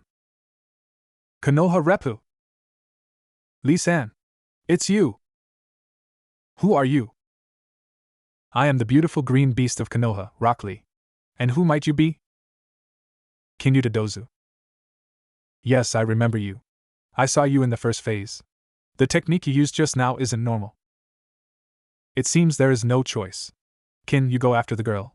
Zaku, you go get Sasuke. I'll get this guy. Right. Spreading themselves, Dozu charges toward Lee while Zaku moves in from his left to go after the two sleeping boys and Kin moves in from his right to go after Sakura. Before any of them even gets close to their target, Lee uses his speed to move out of sight before appearing in front of Dozu again, and uses the technique he almost used on Sasuke before Guy stepped in to stop him. Omote Wrench. Lee releases Dozu just before they both slam to the ground. He manages to jump away safely, but Dozu slams into the ground with half his body buried. However, instead of being knocked out like Lee thought he would be, Dozu slowly climbs out of the ground and dusts himself off.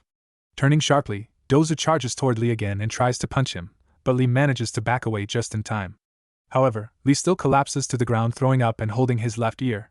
Rushing over, Sakura checks on the fallen ninja. What did you do to him? Sound. Even if you dodge away from my punch, the sound will still strike you. Heck, consider yourself honored. It's not often that someone for both Dozu and I to use our technique. I can control sound wave and thus air pressure. I can use the sonic wave to shatter a boulder as well as use it to turn solid ground as soft as a sponge. Old-style ninja techniques don't stand a chance against us, Sasuke says. Charging chakra into his arm again, Dozu runs towards Sakura trying to get past her and get to Sasuke. Before he comes close to Sakura, Lee moves in again and tries to use his Konoha Senpu to block him. Still suffering from the disorientation caused by Dozu's last attack, the kick barely touches Dozu. Before he can land the finishing blow, Sakura distracts him by throwing 3 kunais in his direction, all of which are easily blocked by the metal sound wave generator on Dozu's right arm. When she tries again by firing 3 shurikens, Zaku moves in front of Dozu and uses his technique to send the shurikens flying back towards Sakura. Before Sakura can move again, Kin moves in behind her and holds her down by the hair. Look at this. Your hair is so soft and shiny, Kin says tauntingly. If you have the spare time to take care of your hair, maybe you should have put the effort into training. Maybe then you might actually stand a chance with this idiot helping you. Zaku kills Sasuke in front of this girl. Digging through her weapon's pouch, Sakura takes out a kunai and reaches backward. This little gadget won't work on me. Who says I'm using it on you? Instead of striking her with it like Kin had imagined, Sakura reaches back and frees herself by cutting her hair. Running up toward Zaku, Sakura quickly goes through a series of hand seals. Why, you little Kin, kill her now! Zaku screams. I'm going to. Reaching into her weapon's pouch, Kin pulls out several senbons. Rushing up, Kin slams into Sakura's back, stabbing the senbons into her back in the process. Instead of falling to the ground, Sakura explodes into a billow of smoke and the body turns into a wooden log. Kawarimi no Jutsu? Kin, get out of the way! Zankuha! The airwaves slam into Sakura again, but she used the Kawarimi no Jutsu again and tries to attack Zaku from above. Instead of using his Zankuha again, Zaku reaches for several kunais and throws it towards Sakura. As soon as the kunais make contact, Zaku begins to look around again, trying to find where Sakura has moved to. Instead of disappearing like Zaku had expected her to, Sakura crashes onto Zaku, stabbing one arm with a kunai and biting the other. Frustrated, Zaku keeps slamming Sakura's head with his injured arm, trying to free himself. Finally getting her off of him, Zaku charges his Zankuho again, trying to finish Sakura off. No, it seems that I'm not strong enough to protect Sasuke-kun and Naruto by myself after all. I need to wake Naruto up. He can take these 3 down and protect Sasuke. He just has to. Before Sakura can move out of the way and wake Naruto, 3 people move in front of Sakura, shielding her from Zaku's attack. Surprised by the sudden intrusion, Zaku lowers his arm instead of using his technique to blast all 4 of them away. Looks like there's another bunch of weirdos, Dozu Kin. I know. I told you, Sakura, I won't lose to you. That means that I'm the only one who can beat you. So don't you dare lose before then. Ino, what are you doing here?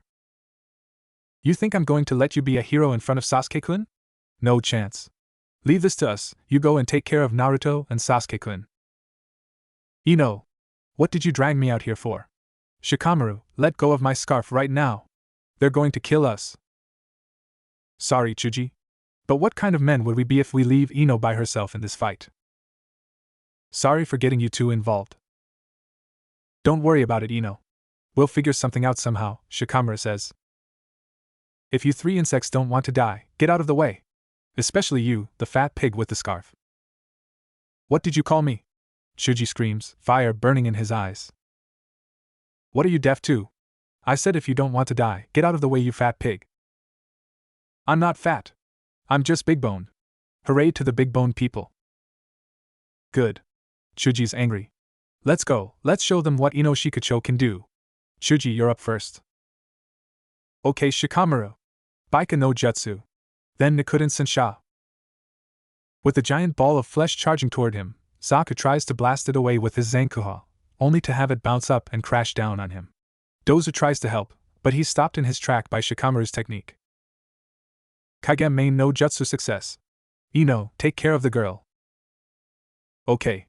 Watch my body for me, Shikamaru. Shintenshin no Jutsu. While Ino's team is fighting off the sound ninjas, Sakura finally manages to get Naruto to wake up from his deep sleep. As they make their way out of the tree and into the clearing, they are just in time to see consent to the tree by Zaku's Zankuha. Darn it, I can't hold on to the jutsu. Ino! Get back to your body! Hearing Shikamaru's scream, Naruto can tell that Ino used the same technique she used on him during the first phase of the exam. Before he can rush out to stop Zaku, he sends Kin into the tree once again with his Zankuha. What none of them see is that Ino has just left Kin's body right before the attack hits. As Dozu charges in for the kill, Naruto sends him flying with a flying dropkick. Picking Kin's body up, Naruto begins to shake her violently. Ino-chan. Are you alright? Speak to me. Naruto, Ino's fine. She escaped right before the second attack hit. Really? Are you sure, Shikamaru? Naruto asks. While Naruto is distracted by Shikamaru, Kin is starting to stir in Naruto's arms. Who are you? Let go of me, you pervert! Kin screams. What? Now's my chance.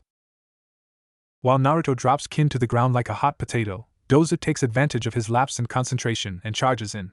Just as Dozu is within range to attack, a large barrage of weapons comes crashing down from above. Looking up, they see Niji and Tenten up in the trees, apparently trying to track down their teammate. That weird boy there is my teammate, how dare you beat him up? That is unforgivable. The group is frozen in place as Niji activates his Kekkei Genkai, the Byakugan. Just as he is about to jump down, Niji's scowl turns into a smirk as he leans back against the trunk of the tree and deactivates his technique. Lowering his arm, Dozu stares tauntingly back at Niji. Well, I thought you said you're going to get us. That is no longer necessary. Sasuke-kun, you're up. Sasuke-kun? Sakura, who was it that hurt you? That guy, he's covered by the curse seal, Dozu thinks to himself while studying the revitalized Sasuke. That would be me. So what are you going to do about it, Sleeping Beauty? Zaku, don't be stupid. This fight has gotten out of hand. We need to retreat right now. We have a job to do, and if I have to do it alone, I will.